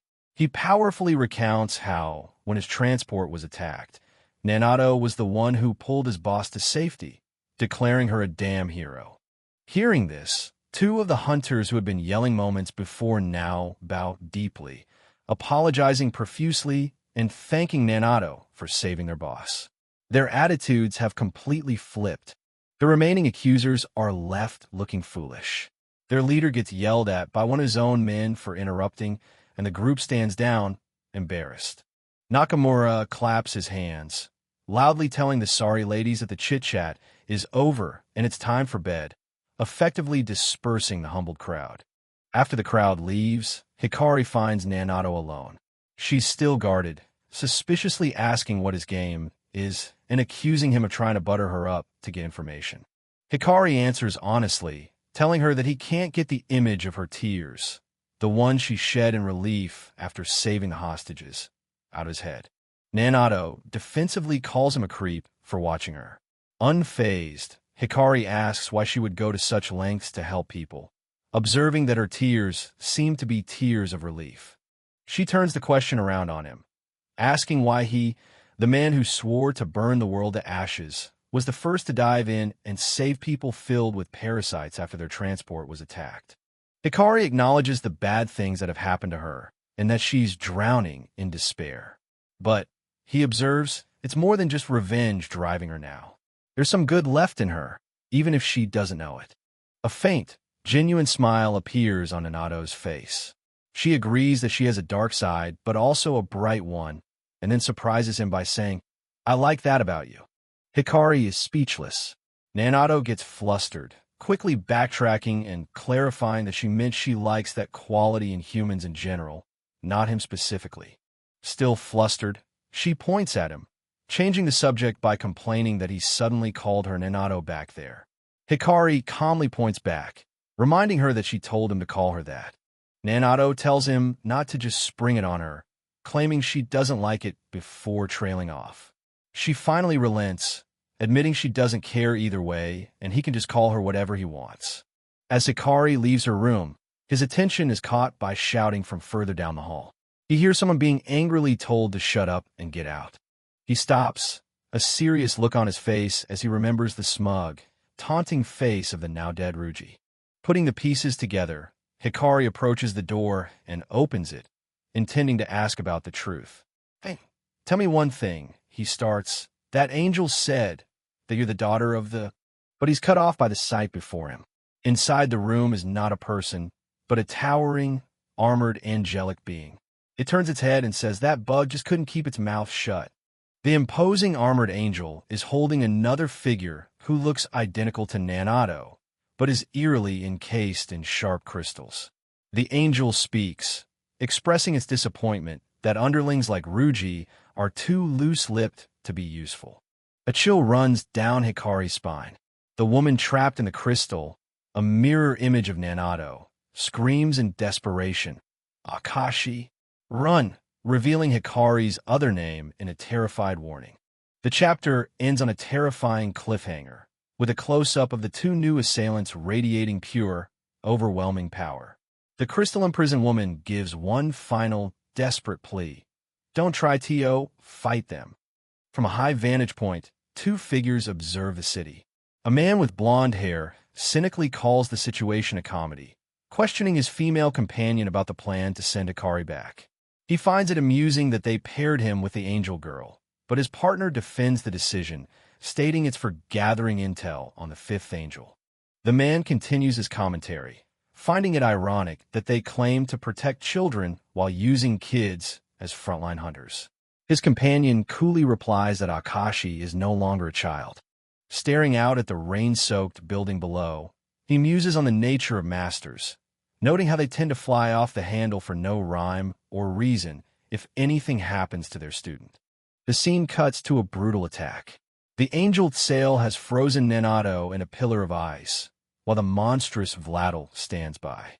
With her last bit of strength, Nanato screams for Akashi to run. Suddenly, Akashi finds himself on a rooftop, drawing his katana. He's confused and on high alert, wondering where these enemies came from before stealing his resolve. Elsewhere, Vladal questions Tsail about the status of the vessel. Tsail, looking down at her captive, replies that it will just be a little longer. Vladal notices Akashi's presence. Akashi strains, preparing to launch himself at the massive angel. Akashi lands a powerful blow directly on Vladal's torso, but the massive angel seems unfazed by the impact. The counterattack is devastating. Akashi is sent flying backward with explosive force, crashing into the wall of a nearby building. As the wall crumbles, a third angel with pigtails, Styria, impatiently yells at Vladal to stop playing around and finish Akashi in one strike. Vladal meekly apologizes. Akashi pulls himself from the rubble, battered and bruised. He looks up at the hole in the wall, realizing the two figures who just emerged are on a completely different level. Now on the rain-slicked lawn, Akashi stands alone, facing his three formidable opponents, Vladal, Tsail, and Styria, who is holding the frozen Nanato. He understands these are nothing like the angels he's faced before. Ignoring the odds, Akashi unleashes a flame serpent technique, sending a wave of fire coiling across the ground. From her icy prison, Nanato screams his name, begging him not to fight them alone. From the shadows, another figure emerges. It's Tsail, who contemptuously utters the name of her attack, Styria, as a sharp, side-like projectile flies through the air. The attack finds its mark. Akashi is impaled by massive ice spikes erupting from the ground, trapping him completely. His katana clatters to the grass as he's held helpless. Watching the scene unfold, Styria asks Tsail if she's overthinking things. Vladil chimes in, noting that the Exalted One doesn't seem worried, so Tsail should let it go. Tsail recalls scripture, speaking of a flame that caused their fall from grace, a flame that will once again bar the Exalted One's path, hinting at the significance of Akashi's power. She resolves that whether he is the one or not, any destabilizing factor must be neutralized. She summons her weapon, preparing to execute the trapped Akashi. But even impaled and helpless, Akashi glares back with defiance. He tells Tsail he won't let her take any more from him, much to her surprise. He begins to speak about Nanato, admitting that she's a stupid and reckless angel, and that the way she talks infuriates him. With tears streaming down his face, his voice filled with raw emotion, he screams that despite all of that, the idiot is his buddy, and he demands that they let Nanato go. Hearing his cry, something awakens in Nanato. Her eyes flash with fury as she grabs the blade, impaling her, vowing to slaughter every last one of her captors. Before either of them can act, Tsail appears behind Akashi, grabbing him by the neck and pressing a blade to his back. "Are you quite done?" she asks coldly. The silent exchange of looks says everything. Tsail's eyes are cold and triumphant, while Nanato's are wide with shock and horror as she watches Akashi being neutralized. Held firmly by Tsail, Akashi's strength finally gives out, and his head hangs in defeat. He whispers Nanato's name, a question hanging in the air. Will it end like this, with nothing accomplished?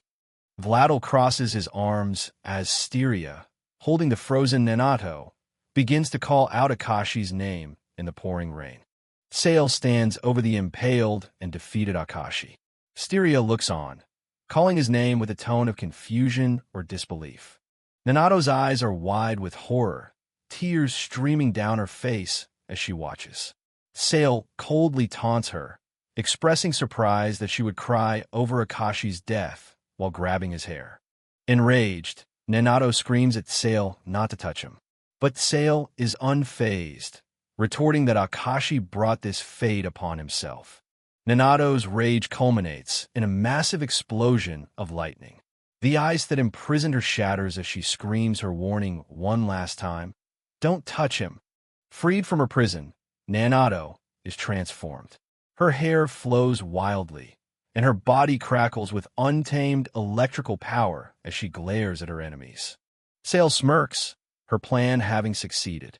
She confirms to Vladil that rage is the trigger for Nanato's power, and that killing Akashi was the correct way to awaken her. Eager for a fight, Vladil charges forward, ready to get a taste of Nanato's newfound power.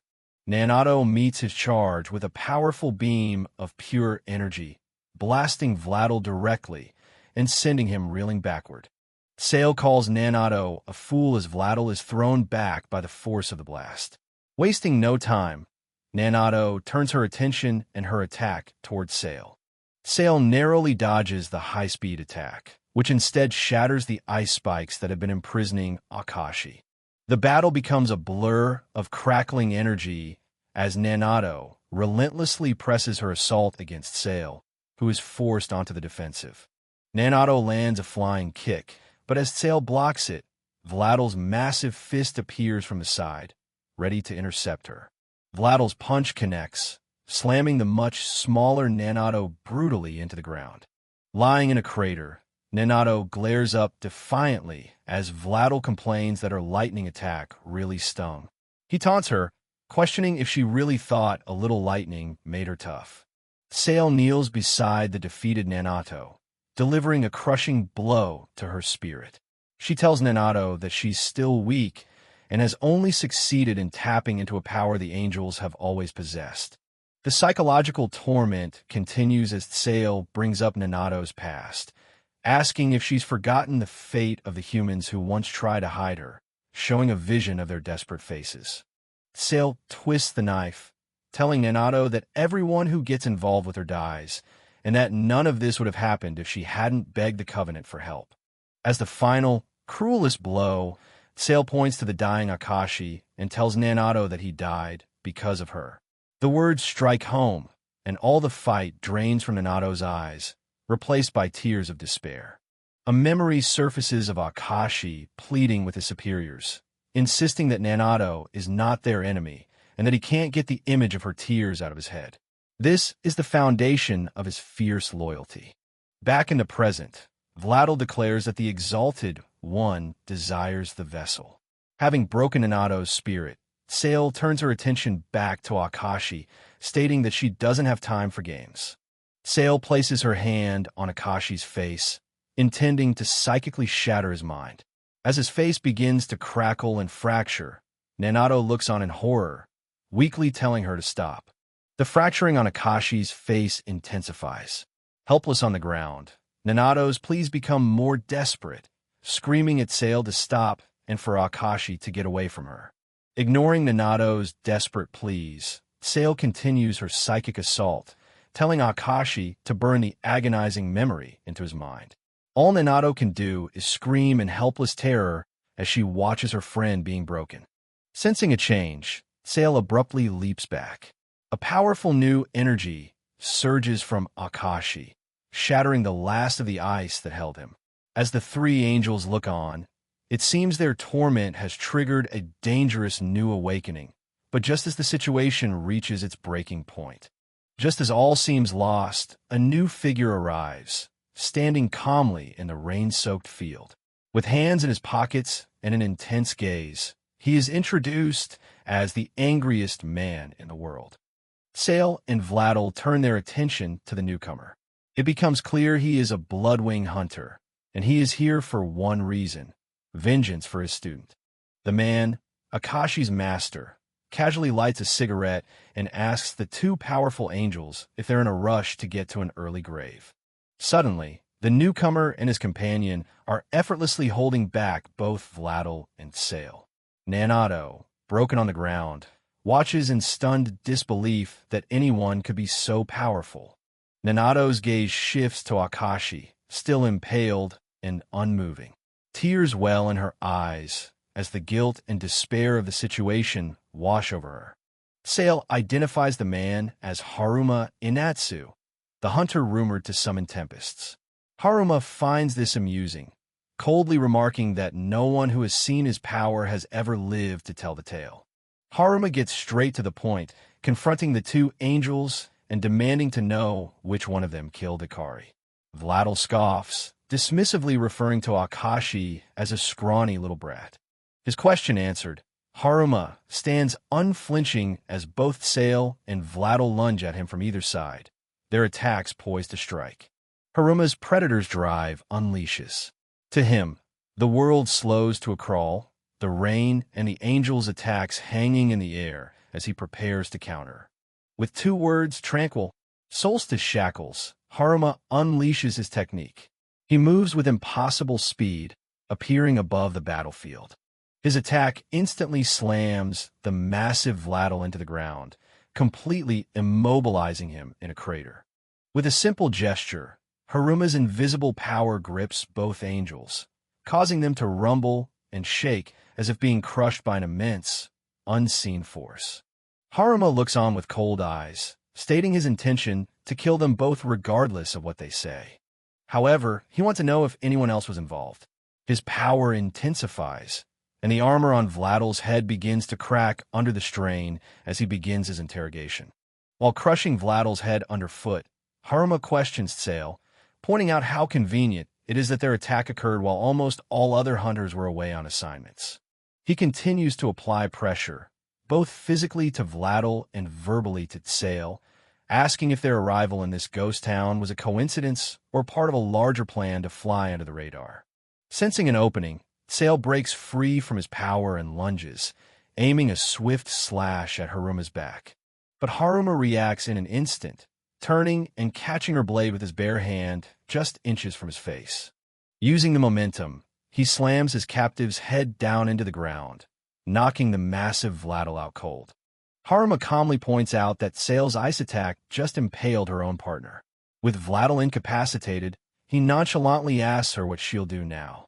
Enraged, Sail screams that she spares no pity for the weak and charges at him with her broken blade. Haruma effortlessly blocks her desperate attack and counters with his own, his fingertips glowing with an icy energy as he impales her torso, mocking her with the words cold as ice. Too. Huh. He sends Sail flying with a massive explosion, blasting her through the wall of the building behind them, where she lands in a heap near the broken Nanado. Haruma stands victorious in the opening he created. From the rubble, the battered Sail screams for her fallen comrade, Vladil. Seeing their leader defeated, Styria and another angel charge towards Haruma. At the same time, Nanado pushes herself up from the ground, finding a new resolve to rejoin the fight. Haruma correctly deduces the angel's plan to grab their target and run. As Styria and another angel lunge for Nanado, he states firmly that it's not going to happen. With breathtaking speed, Haruma intercepts the recovering Vladil, cleanly decapitating the massive angel. Styria watches in horror as her comrade's head flies through the air. Suddenly, both Haruma and Sail stop, their attention drawn to a new development. Down below, Styria stares in awe as Vladil's headless body lies motionless.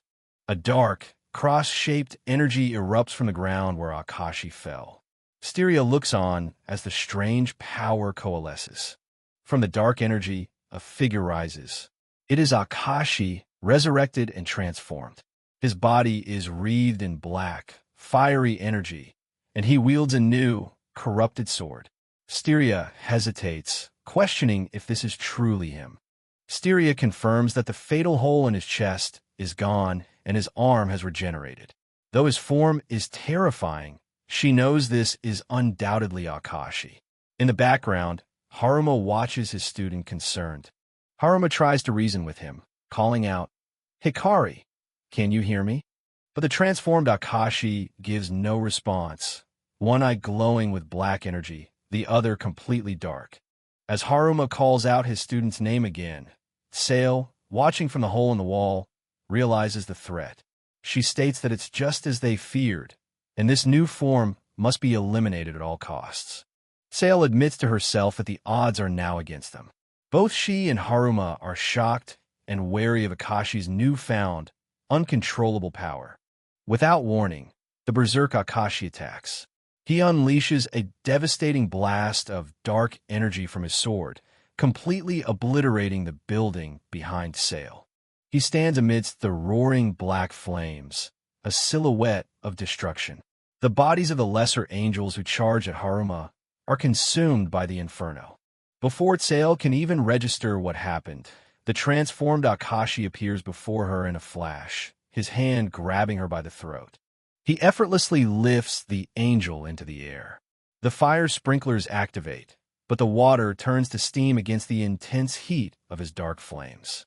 Sail struggles, shocked and terrified by the immense strength he now possesses. Akashi's face remains a burning mask of cold, silent fury. Haruma calls out, telling Hikari to wait. Hearing his master's voice, the rampaging Akashi simply tosses the defeated Sail aside. Haruma catches the angel, stopping his student from dealing a fatal blow.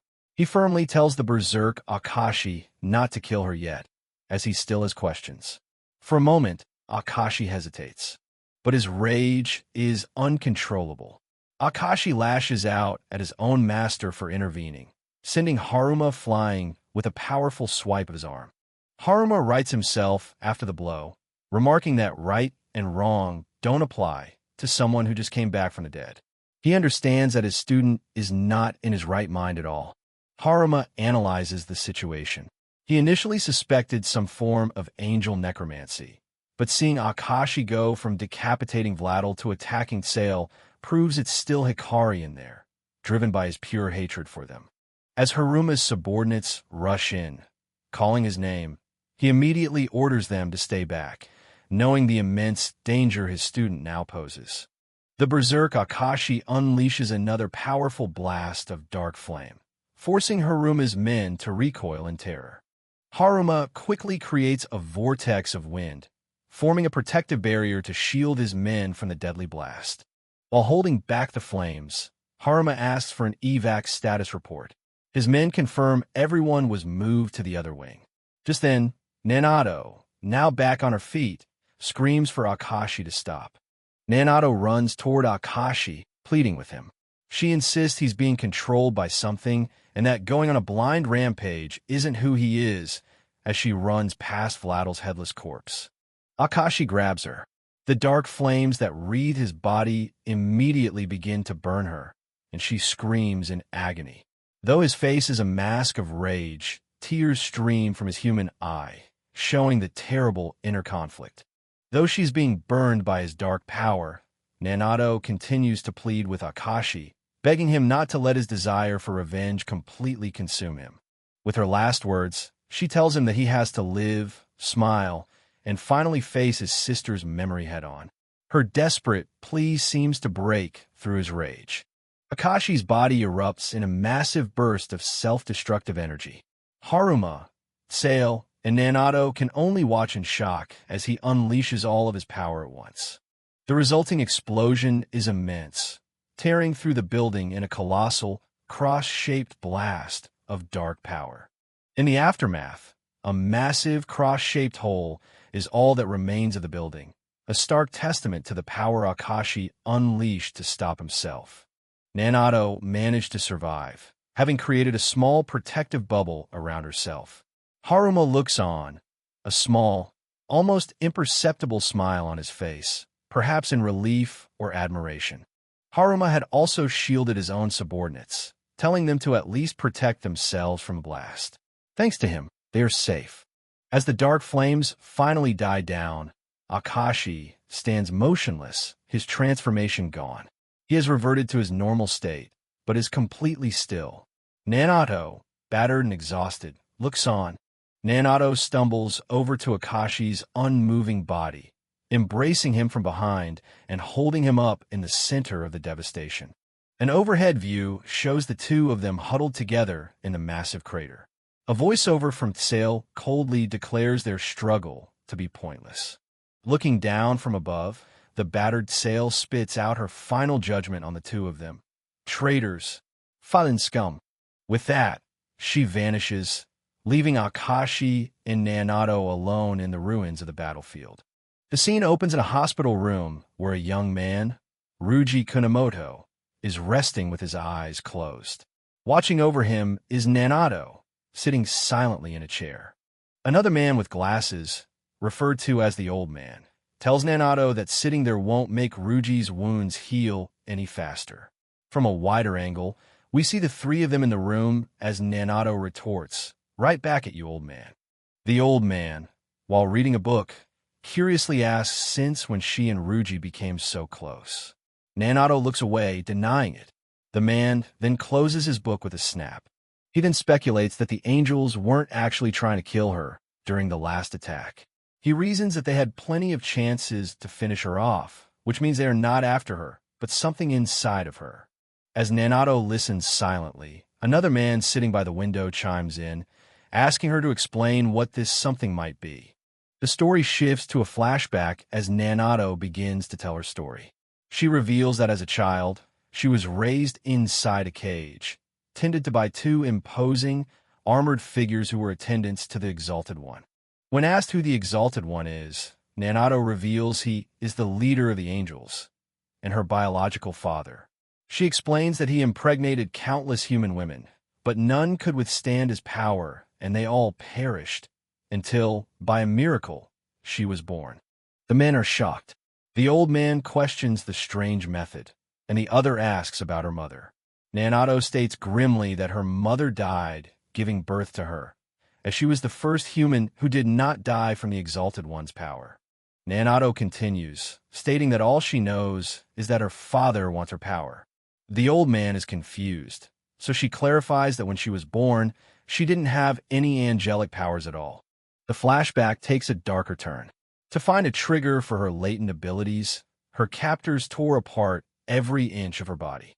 The torture was relentless, lasting for hours, months, and even years.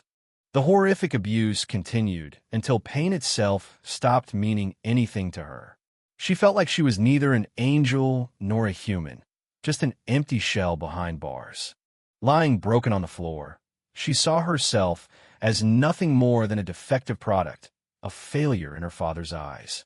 But then, one day, she felt a tiny bit of that power awakening within her for the first time. Using it, she broke through the bars of her cell and ran like crazy, desperate to get as far away as possible, even as blood poured from her feet. She ran barefoot through the snow, leaving a trail of bloody footprints until she finally collapsed. From her fading consciousness, she heard a voice shouting that they had found a collapsed girl. Two figures found her. One of them pointed out her injuries and the strange wings on her back, wondering if she was one of the angels. But the other insisted that it didn't matter. She was injured and needed their help. The memory shifts. Nanato wakes up in a warm bed. A young man with blonde hair and a tattoo on his arm enters the room and gently asks if she is awake. She stares back, her eyes wide with fear and confusion. He kindly offers her some warm soup and reaches out his hand, but years of trauma cause her to whirl away from him in an instant, terrified of his touch. Huddled in the corner of the bed, she repeatedly apologizes, covering her face. The young man looks on, his expression filled with sympathy rather than anger. To show her he means no harm and is just as vulnerable, he does something shocking. He bites his own arm, hard. The sudden act makes her look up from her hands. He shows her the fresh, painful bite mark on his arm, smiling gently. "See how weak my arm is? That really hurt," he says, trying to prove he is just a normal human. He offers his arm to her, inviting her to do the same and not be scared. Nanato stares at the wound on his outstretched arm, her fear slowly being replaced by curiosity and disbelief at his strange act of kindness. Slowly, hesitantly, she reaches out a hand and gently touches the bite mark on his skin, a silent acknowledgement of his gesture. Sensing her acceptance, the young man gently pulls her into a warm, comforting hug, holding her as she sits frozen on the bed. As he holds her, a single tear falls from his eye. He thinks to himself that he's cried from pain more times than he can count, suggesting his own traumatic past. But this time, the tear is different. The memory of their time together, symbolized by a snow globe with them playing on a swing, is something he wishes could have lasted forever, a stark contrast to the pain he's known before. The flashback continues. The young man who saved Nanato asks if she's enjoying the soup while his sister waves from the porch of their snowy cabin. Nanato, with her head still bandaged, nods enthusiastically. The young man introduces his sister, a hunter who can be scary when she's mad. Nanato, feeling safe for the first time, joins the young man as he playfully challenges his sister to a race back to the cabin. The three of them run, laughing through the snow, a brief, joyful moment of peace and play that Nanato has never experienced before. As the flashback concludes, Nanato narrates that it was only much later in her life that she finally learned the name of the overwhelming feeling she experienced during that time. The feeling, she reveals, was happiness. The scene poignantly shows her younger self running towards the cabin, which is now ominously encased in sharp ice, hinting at the tragedy that ended this happy period. Back in the present, Nanato finishes her story with tears in her eyes. She says she was the only one who survived that incident and expresses her gratitude, saying that if she hadn't asked the Covenant for help, Hikari wouldn't have been saved. In another hospital room, Hikari Akashi, now recovering, looks out the window and says that he is the one who is grateful to her and to everyone who helped save her. Looking at a crying Nanato, Hikari says that her survival against all odds means something. It's precisely for that reason that they can't give up. They need to end this endless nightmare. With newfound determination, Hikari clenches his fist and corrects himself. It's not just a need, it's a promise. We will end it. His personal quest for revenge is now a mission to save the world. His mind flashes back to his recent death.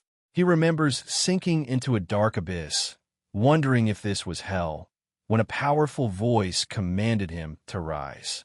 In the vision, he saw a giant, ethereal serpent. The voice continued, ordering him to shed your skin and blaze anew. The voice delivered a final, chilling warning. Your next death shall be an eternal one. The memory solidifies Hikari's resolve. The scene shifts to a break room outside the infirmary. The old man approaches Hikari and Nanato, tossing Hikari a bottle of water and asking how he's feeling. Hikari says he feels pretty good, but the old man is skeptical, remarking that the events of the previous night were far more serious than a simple fall. The old man asks about Hikari's memory. Hikari recalls that they were ambushed by two angels in Nanato's dorm room, and then he thinks he died. He continues, describing how he sank into darkness and then heard a mysterious voice he didn't recognize. He repeats its ominous words, "Shed your skin and blaze anew. Your next death shall be an eternal one." Hikari explains that right after hearing the voice, he came back in his powerful, transformed state. The old man is surprised to learn Hikari was conscious during the transformation, though Hikari admits his body burned with an uncontrollable rage. Hikari asks if this kind of transformation happens to all hunters. The old man confirms it does not. He's never heard of anything like it, confirming that this power is unique to Hikari. The old man urges Hikari to burn the memory of that strange voice into his mind, doubting it was a mere dream. He explains that this mysterious power, which the Covenant calls the Predator's Drive, first surfaced centuries ago, around the same time the angels started appearing. He ends with a chilling question, implying a darker origin for their powers. Do you seriously think a power strong enough to hunt down angels would conveniently awaken in humans just like that? Before Hikari can respond, a messenger from the Covenant bursts in, shouting that he has urgent news. Third-class Hunter Akashi and his buddy are to prepare for immediate deployment. Everyone is taken aback. The old man complains they're working Hikari to the bone right after he recovered, while Nanato angrily corrects the flustered messenger that her name isn't Buddy. A new hunter, Doma Ragana, appears and arrogantly tells Hikari not to drag them down. Hikari coolly replies that he'll be fine. Nanato, protective of Hikari, immediately yells back at Doma. As Hikari prepares to leave with the new team, the old man stops him for a moment.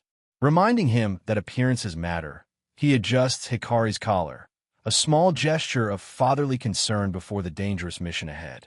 Leaning in closer, the old man imparts a final, cryptic warning, his tone heavy with unspoken meaning. Don't show your back to anyone. As Hikari walks away with the team, the old man watches them go, his expression serious as he quietly says, "Take care." Later, in an elevator, Nanato senses that something is on Hikari's mind and asks if he's okay. He seems distant, lost in thought. Nanato points out that he's been spacing out. He apologizes and asks if the burn on her arm is from his fire. She tells him to forget it and just make up for it by pulling his weight on the mission. They exit the elevator into a parking garage, where Hikari explains they are meeting another team before heading to the site. Their meeting is announced by Doma Ragana, loudly complaining about the arrangement. A young woman with an eye patch greets Hikari. Before he can respond, Doma points an accusing finger at him, angrily yelling, "Why is this jerk here?" An introduction box officially names the arrogant hunter as second-class hunter Doma Ragana. He continues to glare at Hikari, infuriated by his presence. The girl with the eye patch is also introduced as second-class hunter Nakoda Kinzaki. She calmly notes Hikari's rough condition. Hikari now understands that Doma and Nakoda are the team they're joining. Nakoda briefs them on the mission. They've finally tracked down the angel that attacked the dorms.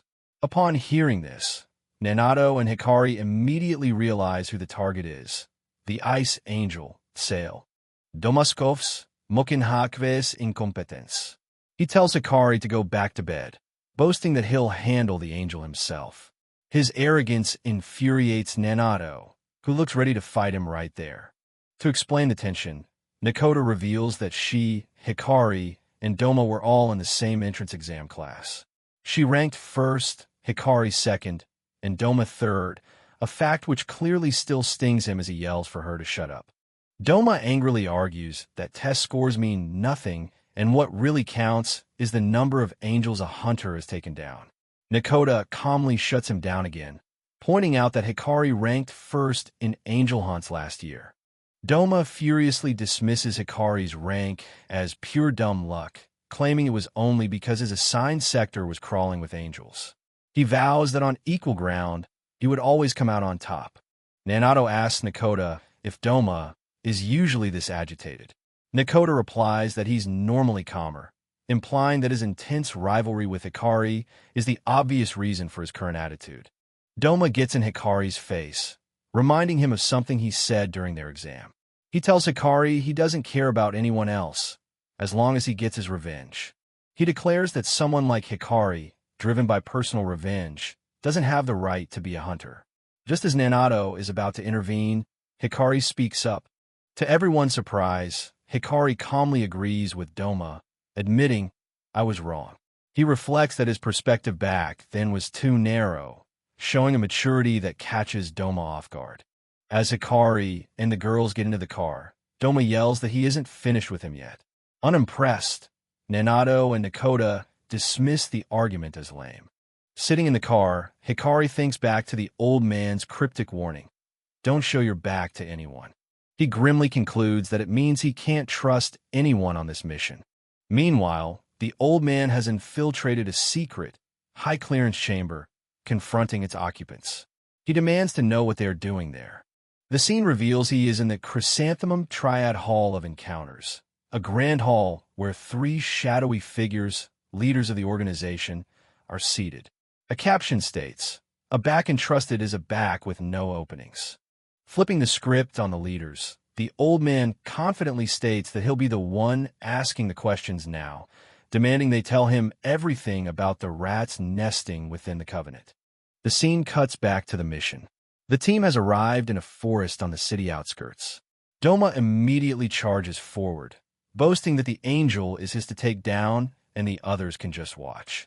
Doma rushes ahead recklessly while Nanato yells that he can't possibly take on the angel alone. Hikari trails behind them, sighing in frustration and wondering why he's surrounded by idiots. As they move through the woods, Nakoda observes that Hikari seems to have changed and softened up somehow.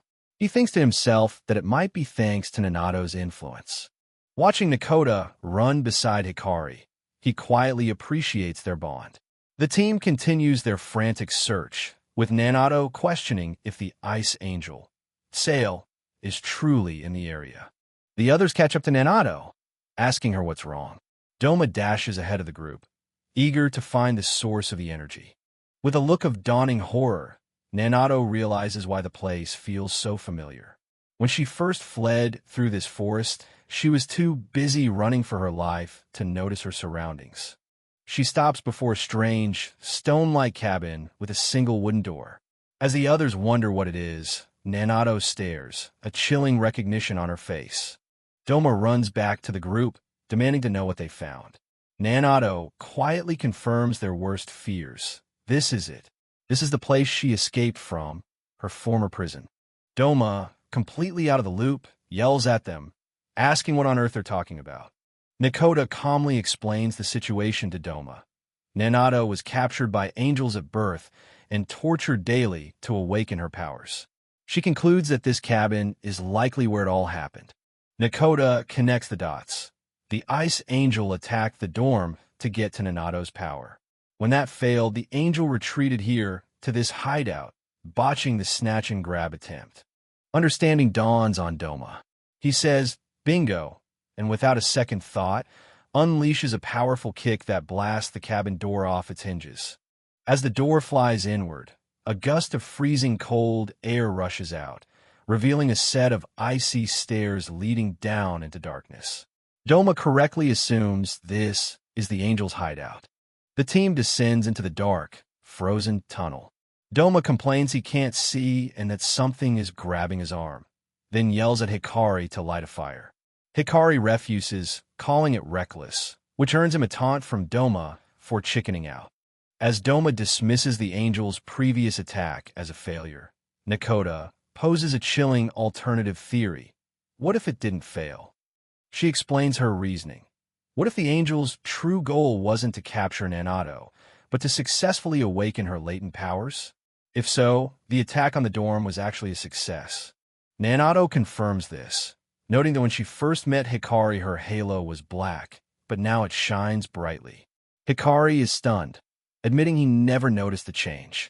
Nanato agrees that she's felt her power growing with every fight. Hikari grimly realizes the truth.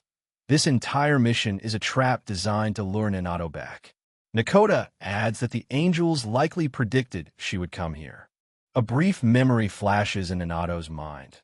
The kindness of the young man who saved her, contrasted with Hikari's determined gaze now. The memory strengthens her resolve. With newfound determination, Nanato clenches her fist. She declares that even if it's a trap, she can't keep running away anymore. She has to face them and stop them here. As she makes her vow, Nakota reaches out and gently takes her hand, a simple gesture of solidarity in the darkness. Nakota gives her hand a reassuring squeeze and tells her, "It's okay. You're not alone." The support brings a flicker of comfort to Nanato's determined expression. Standing together, the team of four prepares to face whatever lies at the end of the icy corridor. From the shadows, a voice tells them their effort is pointless. The ice angel, Sail, reveals herself. A formidable warrior clad in icy armor, she looms over them, stating that whether they came alone or in a pack, their fate won't change. The team faces their target. Doma identifies Sail with a smirk. Nakota comments that a 4-on-1 is not a fight the angel can win, but the atmosphere remains tense. As if in response to Nakota's confidence, Sail summons her power. The ground begins to crack and shake as an army of skeletal minions, formed from pure ice, rises from the floor. In an instant, the hunters are completely surrounded by a horde of chattering ice skeletons. Doma nervously tells Nanato to stay close, realizing he might have spoken too soon. Doma, however, quickly regains his bravado. Eyeing the sea of enemies, he asks with a greedy grin if every single one of these things counts toward his personal hunt tally, much to Hikari's bewilderment. Not waiting for an answer, Doma lets out a battle cry and charges headfirst into the horde of ice minions, eager to prove his superiority. Nanato and Nakota can only watch in exasperation. What the hell is he doing? Nanato sigasa, annoyed by Doma's reckless charge. Doma, ignoring his teammates, unleashes his own version of the Predator's drive. A black, liquid-like energy swooshes from his outstretched hand. He clenches his fist, and the energy solidifies into a massive, fluid-looking axe. "Black Tide," he yells, naming his signature weapon.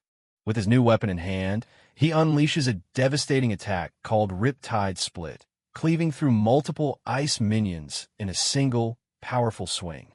Laughing maniacally amidst the carnage, Doma roars, "I am number one," making a bold breakthrough against the enemy forces.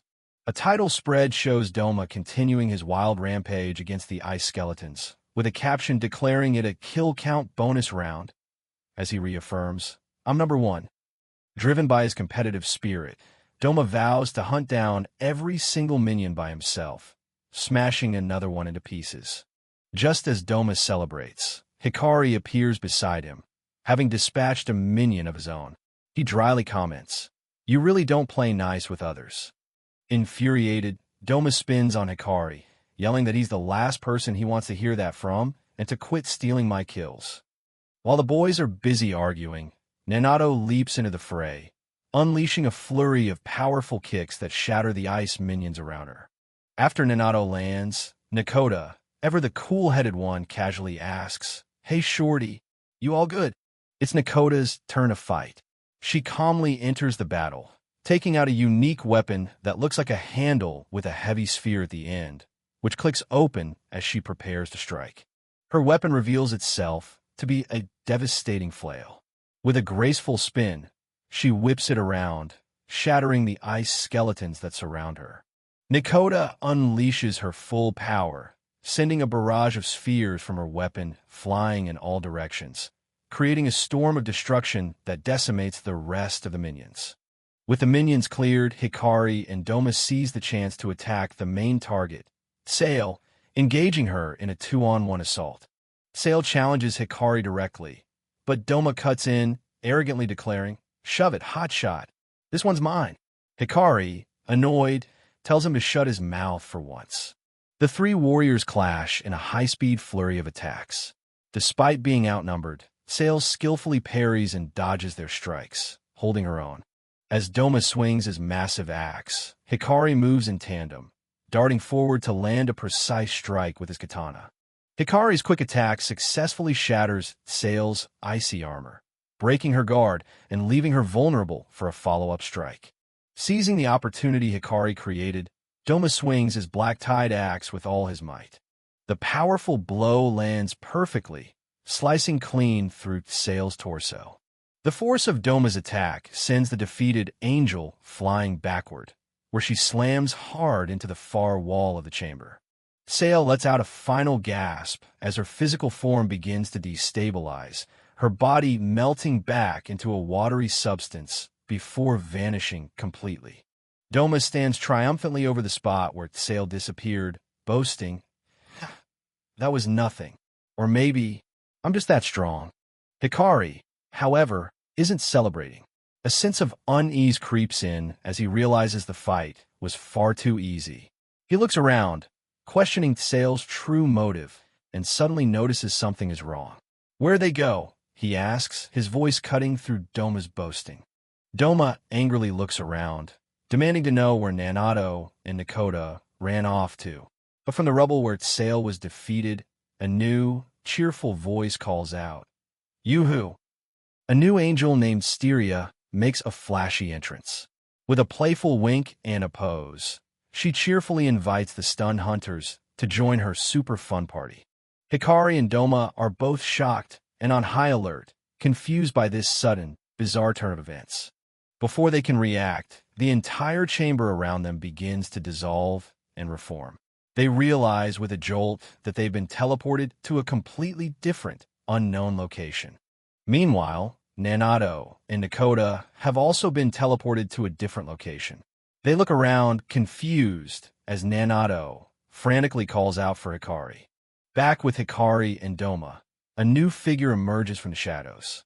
She scolds Styria, asking why she brought the others when the plan was only to capture the holy vessel, Nanato.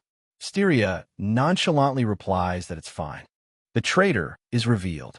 Styria has her arm around a woman with a familiar, cold expression, a high-ranking member of their own organization. As the angel says it'll be more fun this way, a caption questions why humanity's protector would do this. Hikari stares in utter disbelief, recognizing the traitor with a single word, "Director?" The scene opens on Giselle, a woman with dark skin and white, curly hair, speaking excitedly. She tells her stern-looking companion, a woman with black hair and a rhombus tattoo, that their current, chaotic situation is far more entertaining than the original plan, which was just to lure the holy vessel. The perspective shifts to the opposing group. Ryuji Kunamoto, a man with spiky blonde hair, looks bewildered, asking if he's the only one who doesn't understand what's happening. Below, the protagonist, Hikari Akashi, grips his sword, demanding an explanation from the woman he calls the director. The director, the woman with the black hair and rhombus tattoo, closes her eyes and calmly states that their plan has been in motion for 19 years. She elaborates, revealing that for 19 years they have waited for the holy vessel, Nanato, to fully awaken her power. All of this, she declares, was for the sole purpose of bringing about the return of the Exalted One. Enraged by the revelation, Hikari Akashi charges forward, calling the director a bastard. He swings his sword, but his attack is effortlessly dodged. From the side, he notes that he almost had her. Giselle complains that Hikari's attack was mean, especially after she went to the trouble of bringing him here. Suddenly, an axe flies past her head, and she lets out a frightened squeak. It was Ryuji Kunamoto who threw the axe. He glares menacingly at Giselle. She complains that she could have died, but Ruji coldly tells her, then die. Nanato realizes with dread that there were angel sympathizers within the covenant. As the director watches impassively, Giselle suddenly grabs Nanato's head, cheerfully exclaiming what a total bummer it is. Hikari warns everyone to settle down, threatening that he might accidentally teleport Giselle's head somewhere. Ruji tells him not to, but the hunter with the eye patch encourages him to do it for all she cares. Giselle, still holding Nanato, taunts her captive. She wonders aloud whose power is faster, Nanato's lightning or her own teleportation, as she clenches her hand threateningly near Nanato's stomach. Hikari interjects, asking if they would really kill Nanato.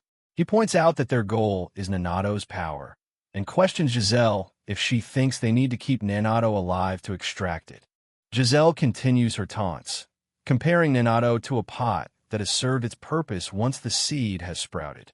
Meanwhile, Hikari analyzes the situation, trying to find an opening while questioning what this return they keep mentioning has to do with Nanato's power. The director speaks again, mentioning Kuno's Book of Revelation. She explains that it contains the prophecy that tells of the angels' beginning and their end, showing an image of a skeletal, winged figure. She continues the story, explaining that long ago, the Exalted One descended to this land but lost its body and power, leaving only a spirit. She tells Hikari that the spirit he saw 5 years ago was that of the Exalted One. Giselle chimes in, explaining that a passage in the scriptures lays out the sequence of events leading to the resurrection of the Exalted One, and for that, they need something specific. Nanato, realizing their goal, defiantly says, "My power." Giselle gleefully shouts, "Bingo!" The prophecy states that with the power of the bloodline, the Exalted One, Calamity Manifest, will regain both body and power. Giselle leans in close to Nanato, licking her cheek as she finishes the prophecy. The Exalted One will bring ruin to this world. The other hunters look on in shock, realizing the terrible truth. As Hikari stands ready with his sword, Nanato suddenly cries out in agony, clutching her head and screaming. She doesn't understand what is happening to her. The other hunters react in alarm. Ruji looks on with a simple "huh," while Hikari calls out Nanato's name in concern as she continues to scream in pain. Giselle holds onto the agonized Nanato, reassuring the others not to worry. She explains that she didn't hurt her. Nanato is simply resonating with a power that is surging up from the floor. A wide view shows the two groups standing on a long bridge flanked by pillars of fire. The hunters stand ready for a fight, while the director and Giselle's group tend to Nanato as the ritual begins. The immense pressure from the ritual forces the director, Giselle, and Nanato to their knees. Below, Ruji and the hunter with the eye patch watch with grim determination. A close-up shows Nanato sweating and crying in pain, her eyes squeezed shut. Hikari watches her, his own eyes wide with shock and horror at the unfolding events. Powerless to intervene, Ruji and Hikari can only turn their backs, bracing themselves as the ritual intensifies and the bridge is engulfed in flames, signaling the arrival of something terrible. And then it appears. Rising from the depths, the terrifying skeletal form of the Exalted One emerges, its immense, winged figure looming over the bridge amidst a torrent of dark energy. The terrifying skeletal figure of the Exalted One looms, its face a twisted mask of dark energy. A voice reveals the horrifying truth. Nanato is now face-to-face with the source of her power, her own father.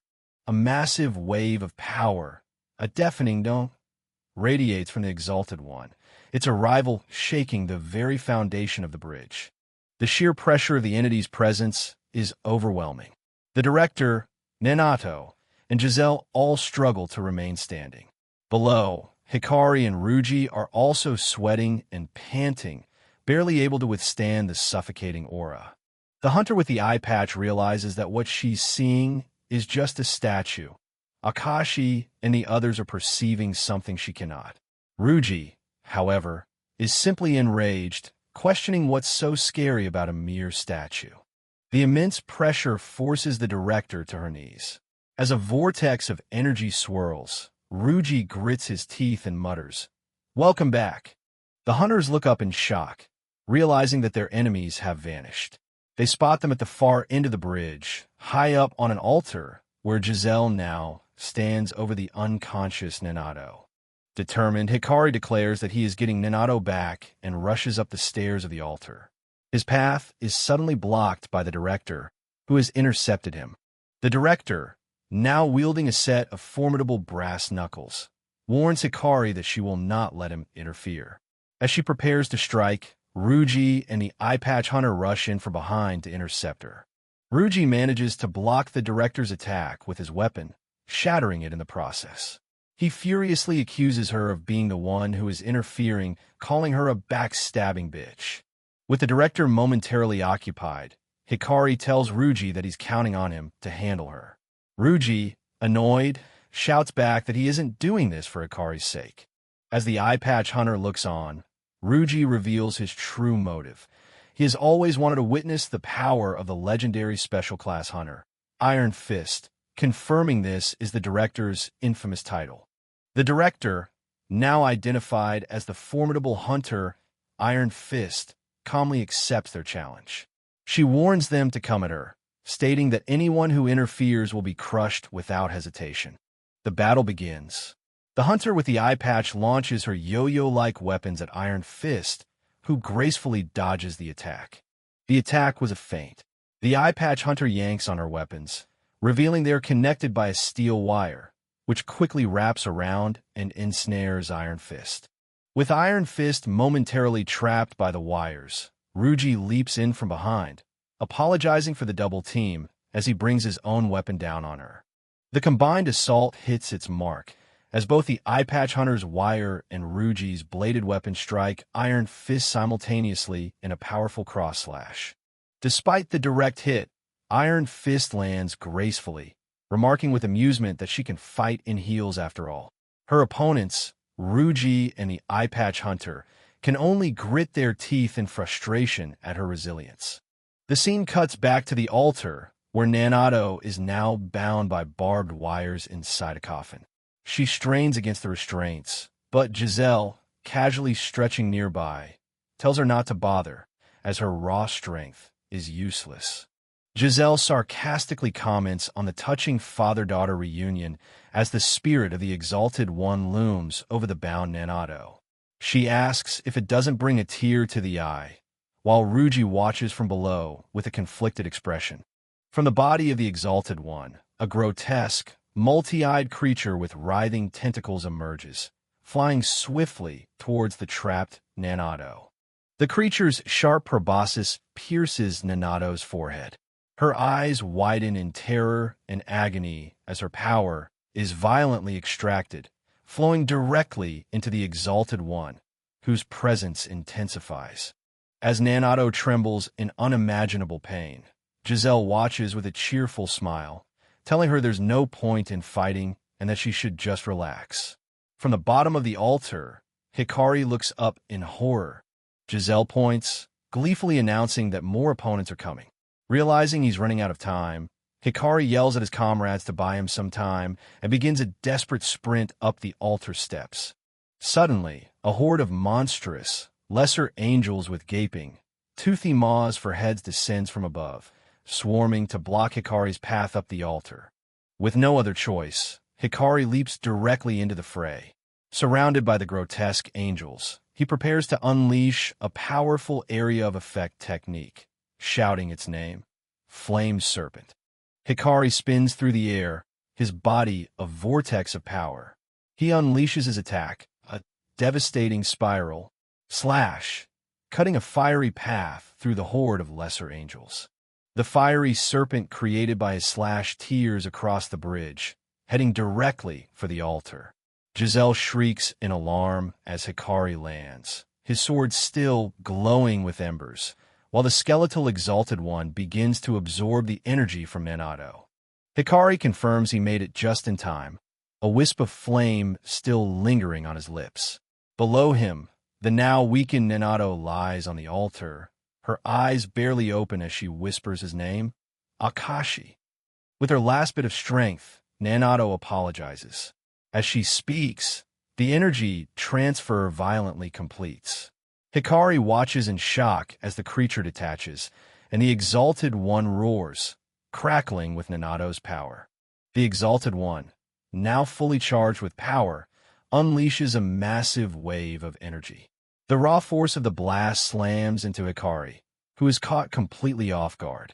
Hikari is sent flying backward, propelled by the sheer force of the Exalted One's energy blast, crashing hard onto the steps of the altar. The explosion rocks the entire area. Down on the bridge, the battle between Iron Fist, Ruji, and the Eye Patch Hunter comes to a halt as they are all stunned by the blinding light and power emanating from the altar. The three combatants on the bridge look up in shock. Hikari, having recovered, also looks up from the base of the altar, his eyes fixed on the swirling vortex of energy where the Exalted One now resides. On the altar, the formless energy begins to coalesce. A maelstrom of thin, white strands gathers above the prone body of Nanato. From this chaotic energy, a humanoid shape begins to form, a hand reaching out as Nanato watches in terror. The ritual is complete. The Exalted One has been reborn in his true physical form. He stands tall, a majestic and terrifying figure with long, flowing hair, a crown, and multiple pairs of angelic wings covered in eyes. The reborn angel, Lord Villarreal, licks his lips, savoring his new form. He declares that the feeling is truly sublime, and that the time for the incarnation to manifest is nigh. Hikari and the agonized Nanato can only watch, surrounded by crackling energy. Villarreal looks at his hand, wondering aloud how long it has been since he last assumed this physical form. Villarreal floats in the air, a godlike being surrounded by lightning, basking in his newfound power. He looks down with a pleased expression and repeats, "This feels truly sublime."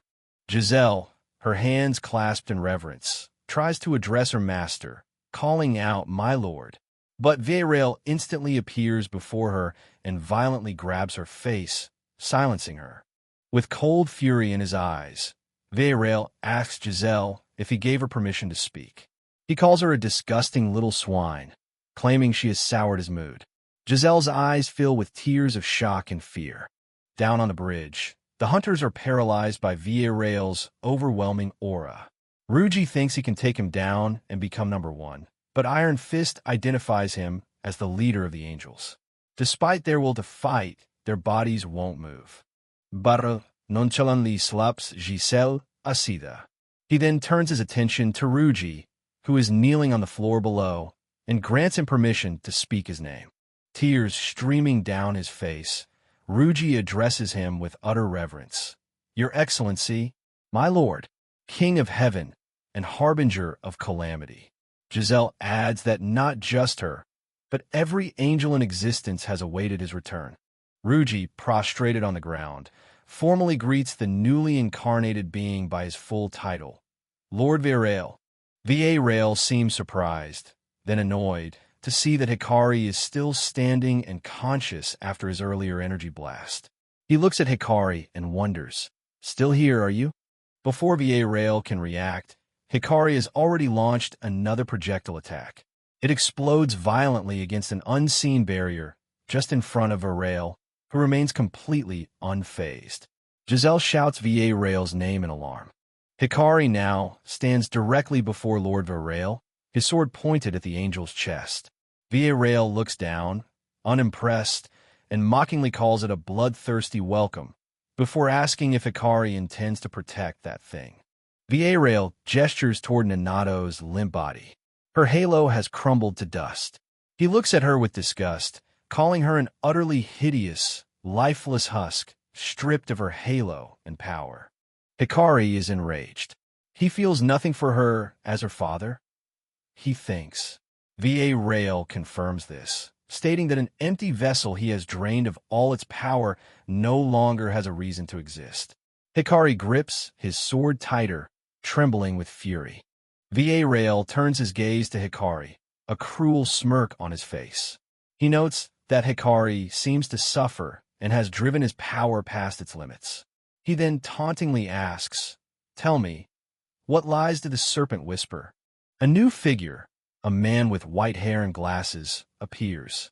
He mockingly calls Virale a fool, explaining that the hunter's only goal is vengeance against him, and they do not care if their own bodies are destroyed in the process.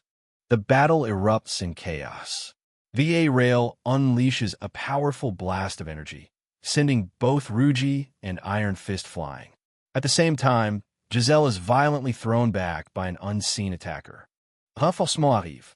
A male hunter with a ponytail and a female hunter with light-colored hair rush up the altar steps, ready to join the fray. The male hunter vows that he's going to kick Virale's head in. The two new hunters coordinate their attack, with the woman taking the left and the man matching her move. However, the white-haired director simply watches them, a knowing look on his face. Virale pays the new arrivals no mind. He commands Giselle to summon them, declaring that the hour of union has come.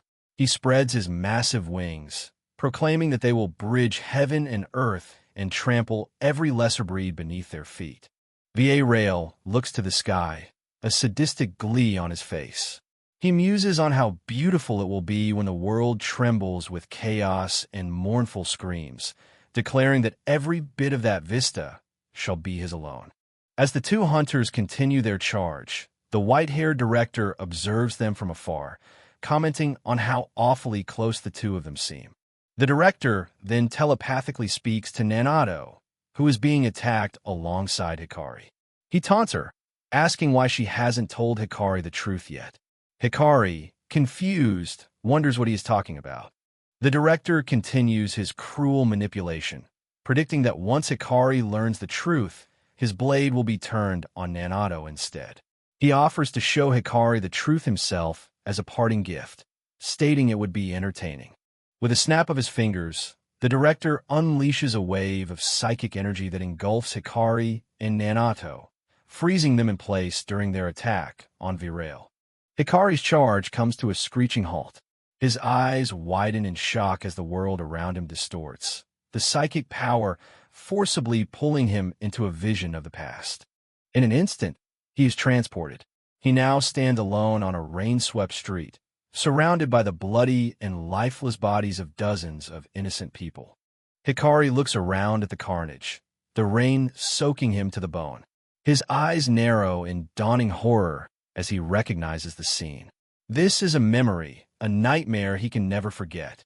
In the vision, he sees a younger version of Nanato, her face half hidden in shadow, standing silently amidst the sea of corpses. His gaze then falls upon a small figure lying face down in a puddle. It's a little girl in a distinctive rabbit-eared raincoat. It's his sister, Sana. As Hikari stares in confusion, the younger Nanato speaks, her voice filled with sorrow. She tells him that she has never, not once, forgotten this moment. Tears stream down her face, mixing with the rain. She looks at Hikari with profound guilt and says, "I'm sorry, Akashi." Hikari, bewildered, tells her he has no idea what she's talking about. But Nanato continues her confession, saying it's her fault.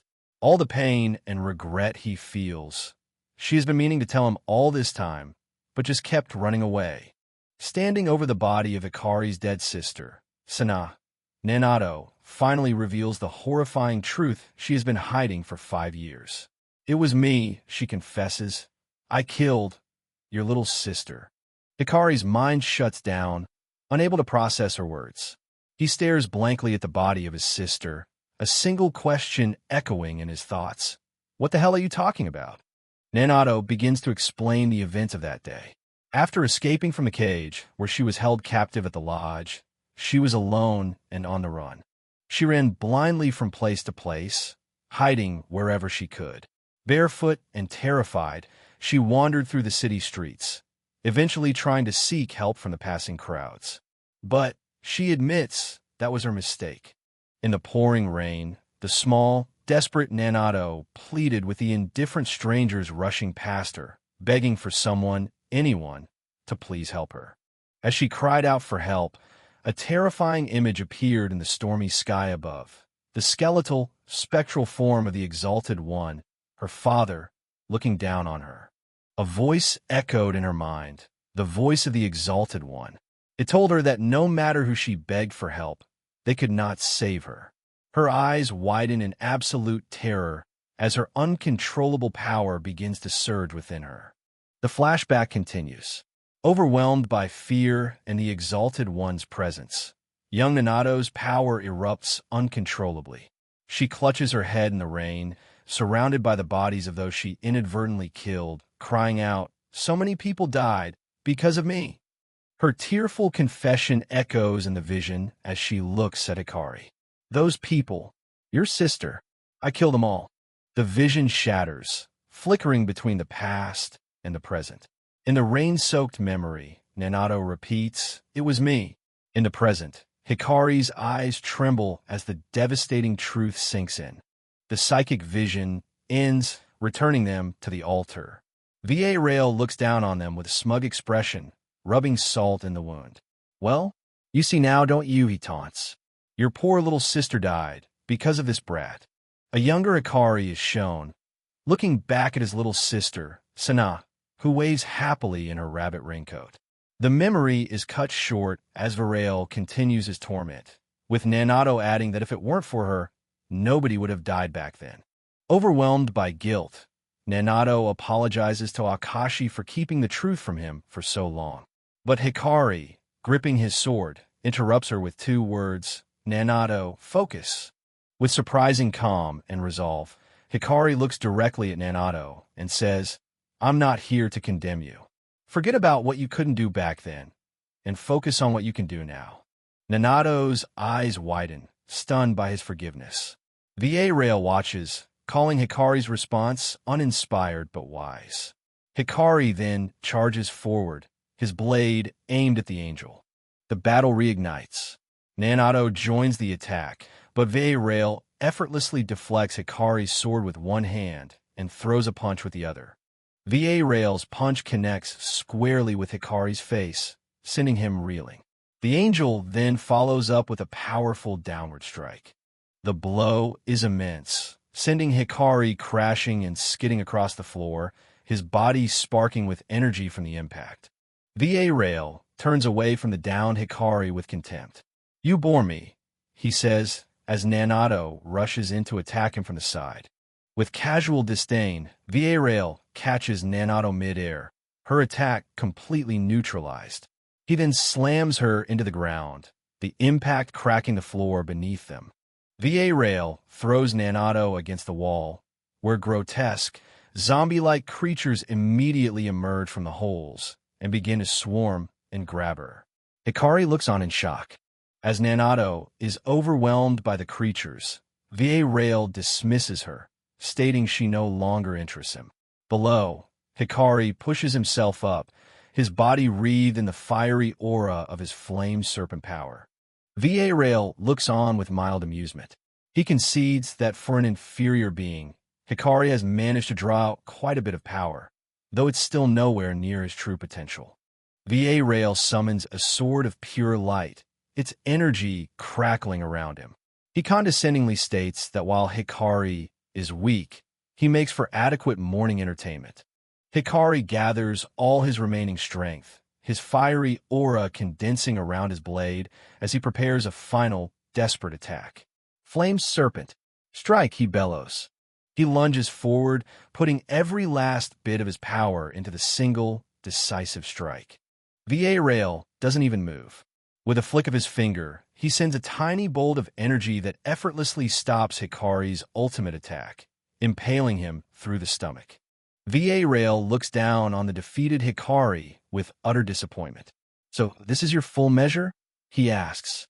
Coughing up blood, Hikari admits, "I didn't see a damn thing." Nanato screams his name.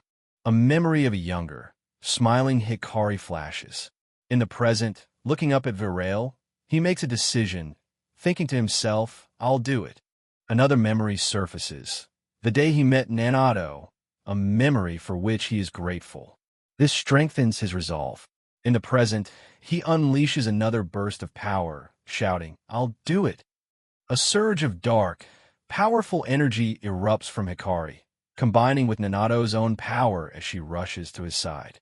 United by forgiveness and a shared purpose, Hikari and Nanato stand together, their powers resonating. Nanato looks at him, her expression filled with newfound determination. I'll do what I can now. The helpless girl is gone,